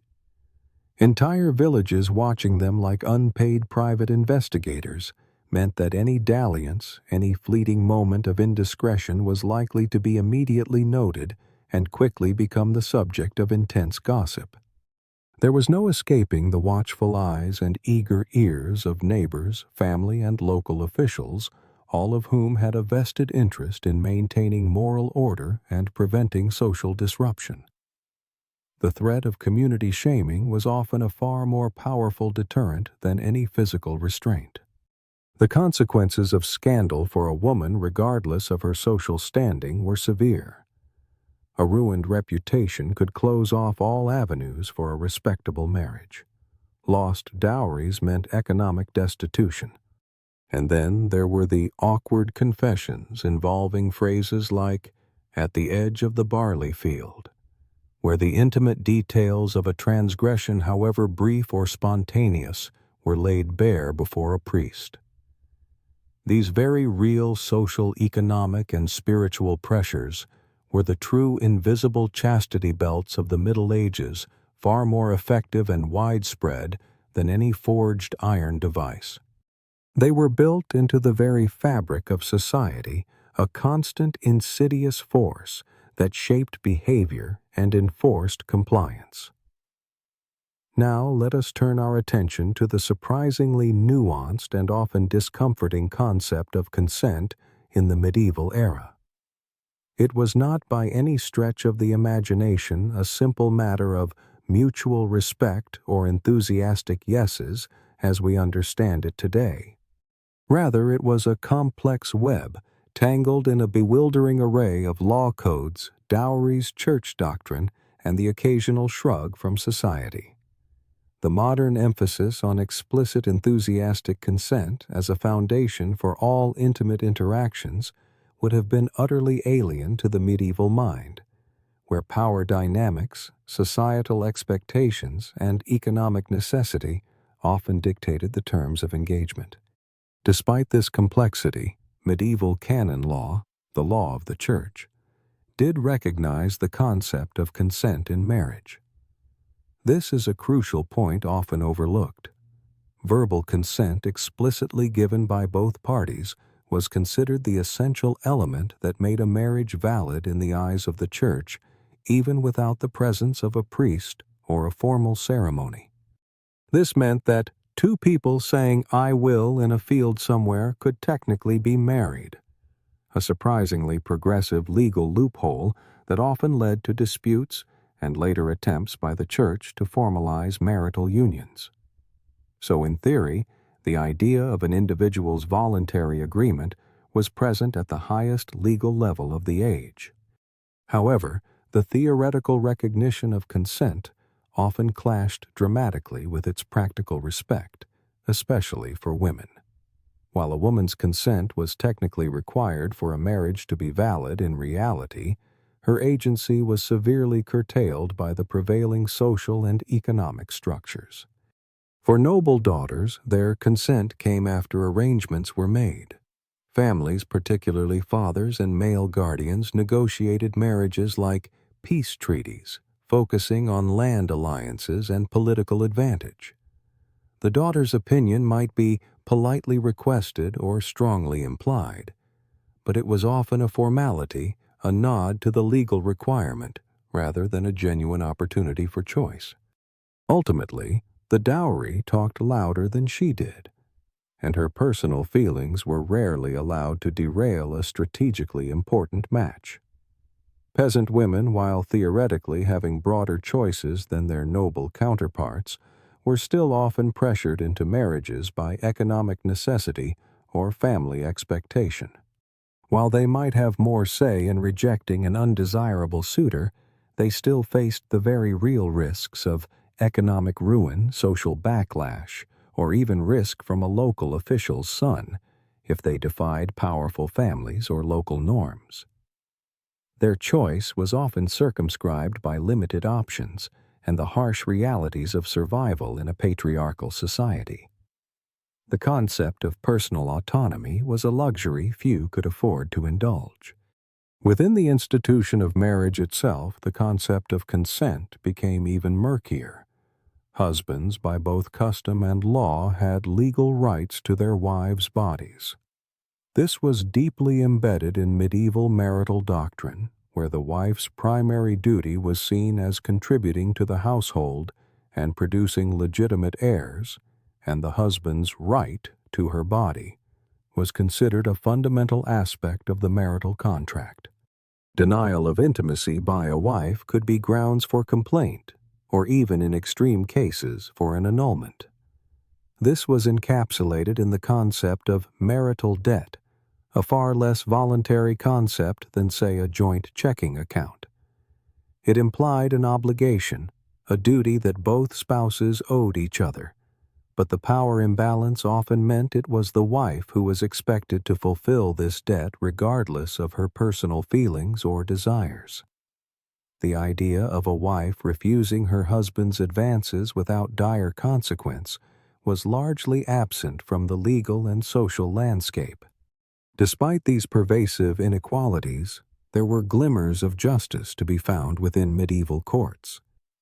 Both ecclesiastical and secular courts did prosecute cases of coercion and assault, particularly if there were witnesses or if the accused was less powerful and therefore less able to exert influence. Urban records in particular occasionally show women and men bringing complaints about sexual violence or forced intimacy, sometimes winning justice or at least making a public stink. These cases, while perhaps rare and difficult to win against powerful men, demonstrate that the legal system was not entirely blind to such transgressions, and that individuals, even women, sometimes found avenues to seek redress and expose wrongdoing, however limited their success might have been. These were often courageous acts of defiance in a society that preferred to keep such matters quiet. Literary perspectives from the period offer another window into the complexities of consent. Courtly love poetry, for instance, a genre celebrating idealized, often unrequited affection between knights and noble ladies, often danced around consent. Knights would pine for distant, often married ladies performing heroic deeds to win their favor, and the ladies in turn would often refuse their advances, sometimes playfully, sometimes firmly. This literary tradition, while not a direct reflection of real-life behavior, nonetheless highlighted the importance of to ask even if they ignored the answer. The act of requesting of the knight seeking permission or favor was central to the romantic ideal, even if the ultimate outcome was a poetic refusal rather than an enthusiastic acceptance. It suggests that in the realm of idealized love, the agency of the beloved, however symbolic, was acknowledged. Moving beyond consent, let's delve into the Church's broader distaste for pleasure, a sentiment that permeated much of medieval theological thought and significantly impacted perceptions of intimacy. This suspicion of physical pleasure extended deeply into the bedroom, influencing how even married couples were expected to behave. The Church, in its austere wisdom, generally preferred that nothing too enjoyable was going on within the confines of intimacy.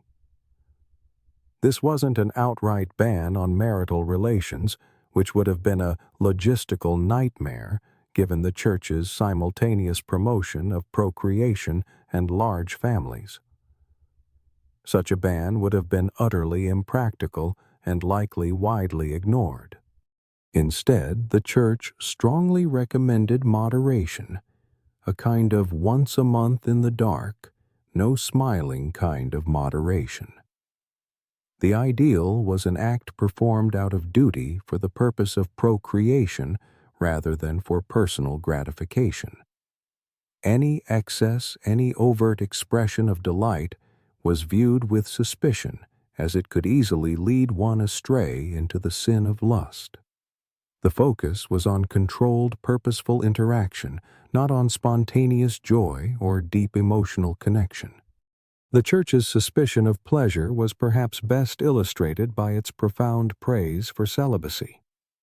Theologians lauded celibacy as the highest form of spiritual discipline, a state of being that transcended earthly desires and allowed for a purer, more direct connection with God. Saints, monks, and nuns. Those who had taken vows of celibacy were held up as the ultimate exemplars of piety and spiritual devotion. Their lives dedicated to God and free from the perceived distractions of carnal desires were considered superior to even the most virtuous of married lives. This pervasive veneration of celibacy implicitly and often explicitly cast marital intimacy as a lesser though necessary evil always to be viewed with caution and restraint. Indeed, even married couples were encouraged to abstain from physical relations, particularly older or holier individuals who had supposedly moved beyond the needs of the flesh. Voluntary abstinence within marriage was seen as a profound act of spiritual devotion, halfway to sainthood, or at least halfway to separate beds. It was a way for married individuals to emulate the purity of monastic life, to elevate their union beyond the merely physical, and to dedicate themselves more fully to God.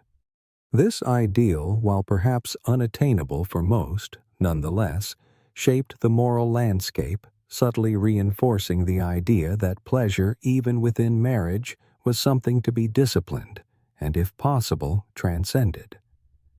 The influence of early church fathers like St. Jerome was particularly profound in shaping this perspective. St. Jerome, among others, argued that desire even within marriage was a weakness, a concession to human frailty. Relations, in his view, were only justifiable for procreation, not for fun, not for bonding, and certainly not because someone looked particularly fetching in their woolen nightshirt. This austere view emphasized the utilitarian aspect of intimacy, stripping it of its emotional and relational dimensions, reducing it solely to a biological function sanctioned by God for the purpose of propagation. This perspective, though extreme, filtered down through various levels of church teaching, coloring how medieval people understood and practiced their own intimate lives.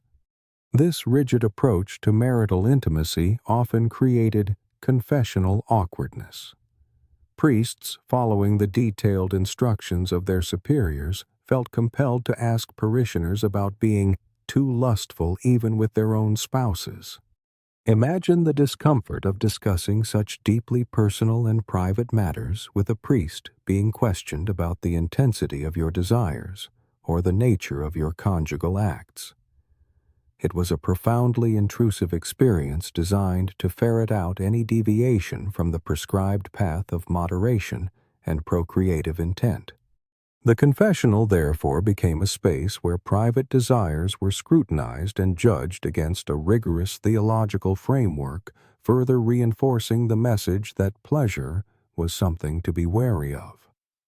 And yet, despite all these rules, all this condemnation, and all this spiritual pressure, most commoners simply nodded politely when confronted with the church's strictures, and then did whatever felt right between chores, taxes, and the odd peasant uprising. For the vast majority of people, the reality of life was too harsh, too demanding for such abstract theological fine points to consistently dictate their most intimate moments.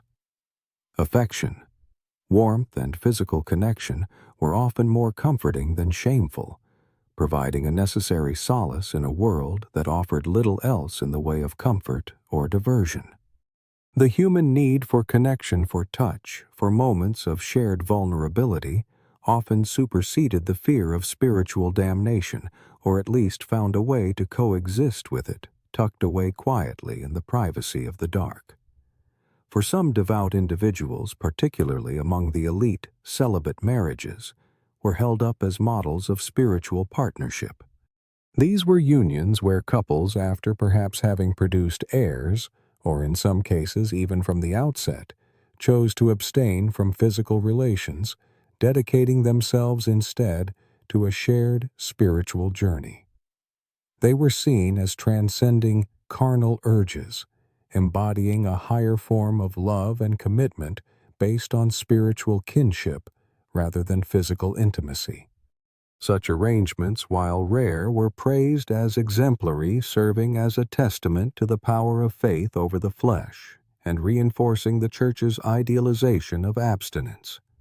Despite the prevailing rigid social structures, the omnipresent moral sermons, and the numerous constraints on personal expression, it is a comforting and perhaps even uplifting truth that love found a way to bloom in the cracks of medieval society. The human heart, it seems, is remarkably resilient, capable of finding connection and affection even in the most unromantic and difficult of circumstances. While not always expressed in the ways we might recognize today, love in its myriad forms was undeniably present. For peasants, courtship often unfolded in the most ordinary of settings in the fields during harvest, at the bustling marketplace, or by the communal well. It was a subtle dance of trading favors flowers and whispered gossip over turnips. A shared laugh while tending the sheep, a helping hand with a heavy load, a carefully chosen wildflower offered after a long day. These were the small gestures through which affection was conveyed. These were connections forged in the shared labor and harsh realities of daily life, developing organically out of necessity and mutual support. Noble romance, while often constrained by arranged marriages, found its own expressions, albeit typically in a more refined and formalized manner. The exchange of poetry, often highly stylized and allegorical, became a popular way to express deep emotion. Secret glances during formal banquets, across crowded halls filled with watchful eyes, were charged with unspoken meaning. This was the world of courtly love where knights pined for unattainable, often married ladies engaging in elaborate rituals of devotion and idealized affection. It was a love that was often unconsummated, existing more in the realm of idealized longing and literary expression than physical reality, but no less powerful in its emotional intensity. Even within monastic communities, where vows of celibacy were strictly enforced, there are tantalizing hints of deep emotional bonds. Monks and nuns, secluded from the outside world, often formed intense spiritual and emotional connections with their fellow inhabitants. Historians still debate the nature of these bonds, sometimes found in letters filled with emotion that modern readers still debate. Were they purely spiritual longing, profound platonic friendship, or something more that transcended the boundaries of their vows? The very intensity of the language used suggests a human need for profound connection that even the most rigorous asceticism could not entirely suppress. Literature itself, particularly through the art of the troubadours, fully embraced the theme of romance. These traveling poet-musicians sang of distant ladies, their heroic deeds performed in the name of love, inspiring knights to dramatic, often self-sacrificial acts for their beloved. These ballads and epics, while perhaps exaggerating the realities, nonetheless celebrated the power of love and longing, providing a cultural outlet for emotions that were often stifled in daily life. They allowed people to imagine a world where passion and devotion held sway, even if it was largely confined to the realm of fiction. Perhaps one of the most reassuring facts cutting through the layers of constraint and practicality is that genuine marriages for love did exist in the medieval era. Records occasionally surface of peasants eloping or flatly refusing arranged matches, choosing instead to follow their hearts despite the potential social and economic repercussions. While certainly not the norm, these acts of defiance demonstrate that personal affection could and sometimes did override the dictates of family and community. Even among the nobility stories of individuals who occasionally rebelled against politically motivated unions, sometimes with great personal cost, show the enduring human desire for love and self-determination. These were not easy choices, and often came with significant penalties, but they underscore the idea that love, while often suppressed, could not be entirely extinguished. The Church, in an unexpected twist, inadvertently reinforced the importance of individual will in marriage through its very own canon law. Despite all the arranged marriages and practical considerations, the Church's doctrine stipulated that verbal consent from bride and groom was necessary for a marriage to be valid. While this consent might sometimes be delivered through gritted teeth while holding a goose as dowry collateral, the legal requirement itself provided a crucial, albeit often symbolic, acknowledgement of the individual's choice. It meant that a forced marriage, if proven to be truly non-consensual, could theoretically be annulled, offering a tiny crack for personal agency within a rigid system. Indeed, many medieval couples built strong partnerships that, while perhaps not starting with fireworks and declarations of undying love, grew into deep, abiding affections. They worked together, raised children, and endured the myriad hardships of the era: plagues, famines, back-breaking labor, and oppressive taxes. This shared struggle, the very act of surviving and thriving together, forged a bond as strong, if not stronger, than any romantic ideal. It was in many ways basically the medieval version of a romantic getaway, a profound connection forged in the crucible of shared adversity. The letters exchanged between spouses, some of which survive today, reveal real affection, real longing, real commitment, providing a tender glimpse into relationships that matured into profound partnerships based on mutual respect and shared experience. The practice of remarriage, particularly for widows and widowers, further highlights the persistent human need for companionship. While remarriage certainly had economic and social benefits, many individuals chose new partners for companionship and emotional support rather than solely for political or financial gain. In a world where life was often solitary and difficult, the warmth and comfort of another person, a shared bed, and a helping hand through the daily grind were invaluable. It speaks to a fundamental human yearning for connection that transcended mere practicality. Ultimately, despite all the rules, the risks, and the rituals that sought to control and define medieval intimacy, people still wanted to feel loved. They desired connection, affection, and intimacy, preferably before curfew and hopefully not during Lent. This enduring human drive, resilient and adaptable, persisted through the myriad challenges of the age, reminding us that the fundamental human needs for love, companionship, and belonging are timeless, transcending historical periods and societal norms. Finally, let us briefly acknowledge a topic that, like many aspects of private life in highly restrictive societies, often existed in the shadows: same-sex attraction. While not openly accepted or widely discussed in medieval texts, and certainly not recognized in the modern sense of sexual identity, human nature didn't start in the 20th century. The existence of same-sex attraction and relationships is for historians an undeniable, if often unspoken, reality of the medieval period. Societal opposition was immense, deeply rooted in religious doctrine that structured all relationships around the procreative union of man and woman within marriage.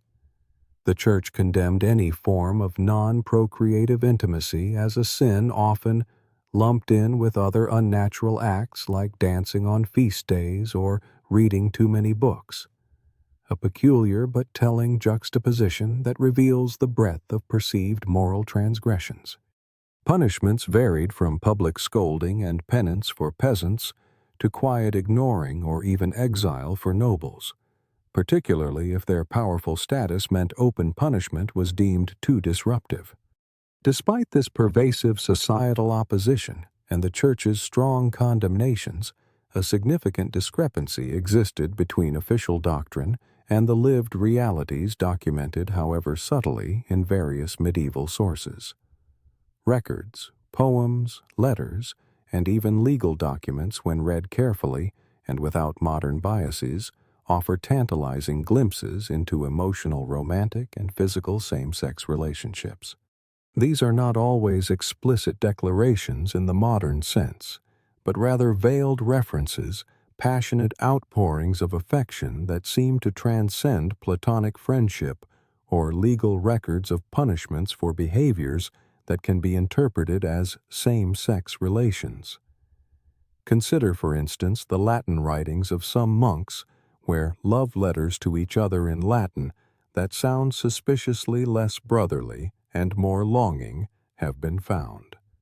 These are often cloaked in spiritual language, but the intensity of the emotion, the expressions of devotion and desire, hint at deeper, more intimate connections than mere fraternal bonds. Similarly, there are accounts of noble women sharing beds and declaring exclusive devotion in terms that would make a troubadour blush, suggesting passionate female friendships that may have extended beyond platonic affection. These subtle expressions, often coded within the accepted language of the time, provide crucial evidence of a rich tapestry of human experience that defied rigid categorization. The very social structures of medieval life, particularly within all-male monasteries and all-female convents, often inadvertently fostered deep emotional bonds. Removed from the expectations of heterosexual marriage and procreation, individuals in these enclosed communities formed intense relationships, some of which historians actively debate as to whether they were purely romantic, strictly platonic, or something in between. The communal living, the shared spiritual journey, and the inherent human need for connection undoubtedly led to powerful emotional attachments that sometimes transcended the boundaries of strictly defined roles. These environments paradoxically could offer a kind of freedom for emotional expression that was denied in the broader heterosexual society. It is crucial to understand that the modern concept of sexual identity didn't exist in the medieval period. People did not categorize themselves as gay or straight in the way we do today. Instead, same-sex acts were seen as specific sins rather than indicators of an inherent identity. This meant that individuals who experienced same-sex attraction lived carefully, quietly, and often coded in allegory. There were no public declarations, no open communities, and certainly no pride parades. Instead, expressions of same-sex affection were found in more subtle ways through songs, saints' stories, and suspiciously intense pilgrimages taken in pairs.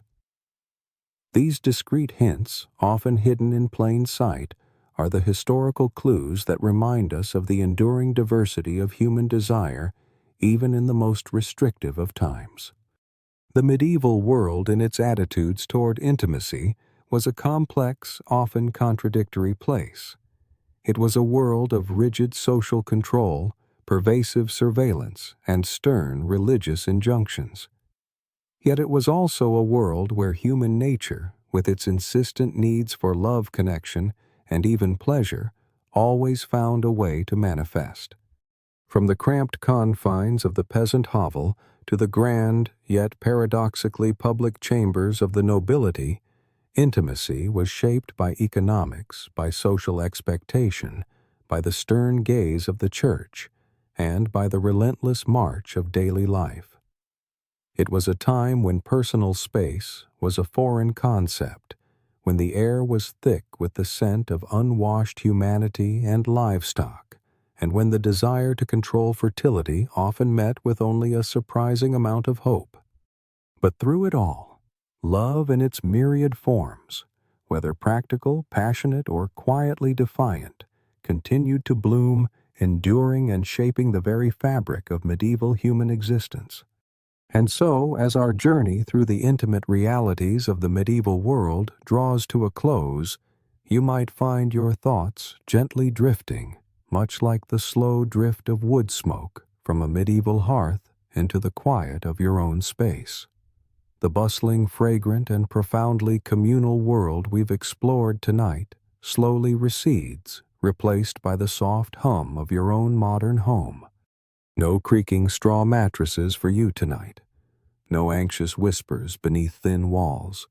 No concerns about a grumpy goat for a bedfellow. Instead, there is the comforting softness of your bed, the controlled quiet of your surroundings, the simple luxury of privacy that was so rare, so unimaginable for most of those we visited tonight. Perhaps as you settle deeper, you can appreciate the subtle comforts we often take for granted. The clean scent of your sheets, the solitude of your room, the simple knowledge that your hygiene is largely your own affair. They lived with different standards, different struggles, their lives interwoven with the earth, the animals, and each other in ways we can scarcely conceive. Their loves bloomed amidst the stark realities of survival. Their affections found expression in glances and hushed words, their desires constrained by church and custom. Let the echoes of their lives, their quiet resilience, their enduring humanity become a soft lullaby. The challenges they faced, the fears they navigated, the surprising ways they found connection and intimacy all now fade into the quiet expanse of history. Your concerns for the day are softening, dissolving into the gentle current of sleep. There is only the rhythm of your breath, the comforting presence of your quiet surroundings. Rest now. The past is done, the history absorbed, and the present moment is entirely yours, a gift of peace and stillness. Allow your mind to clear, your body to relax, and your thoughts to quiet. Sweet dreams.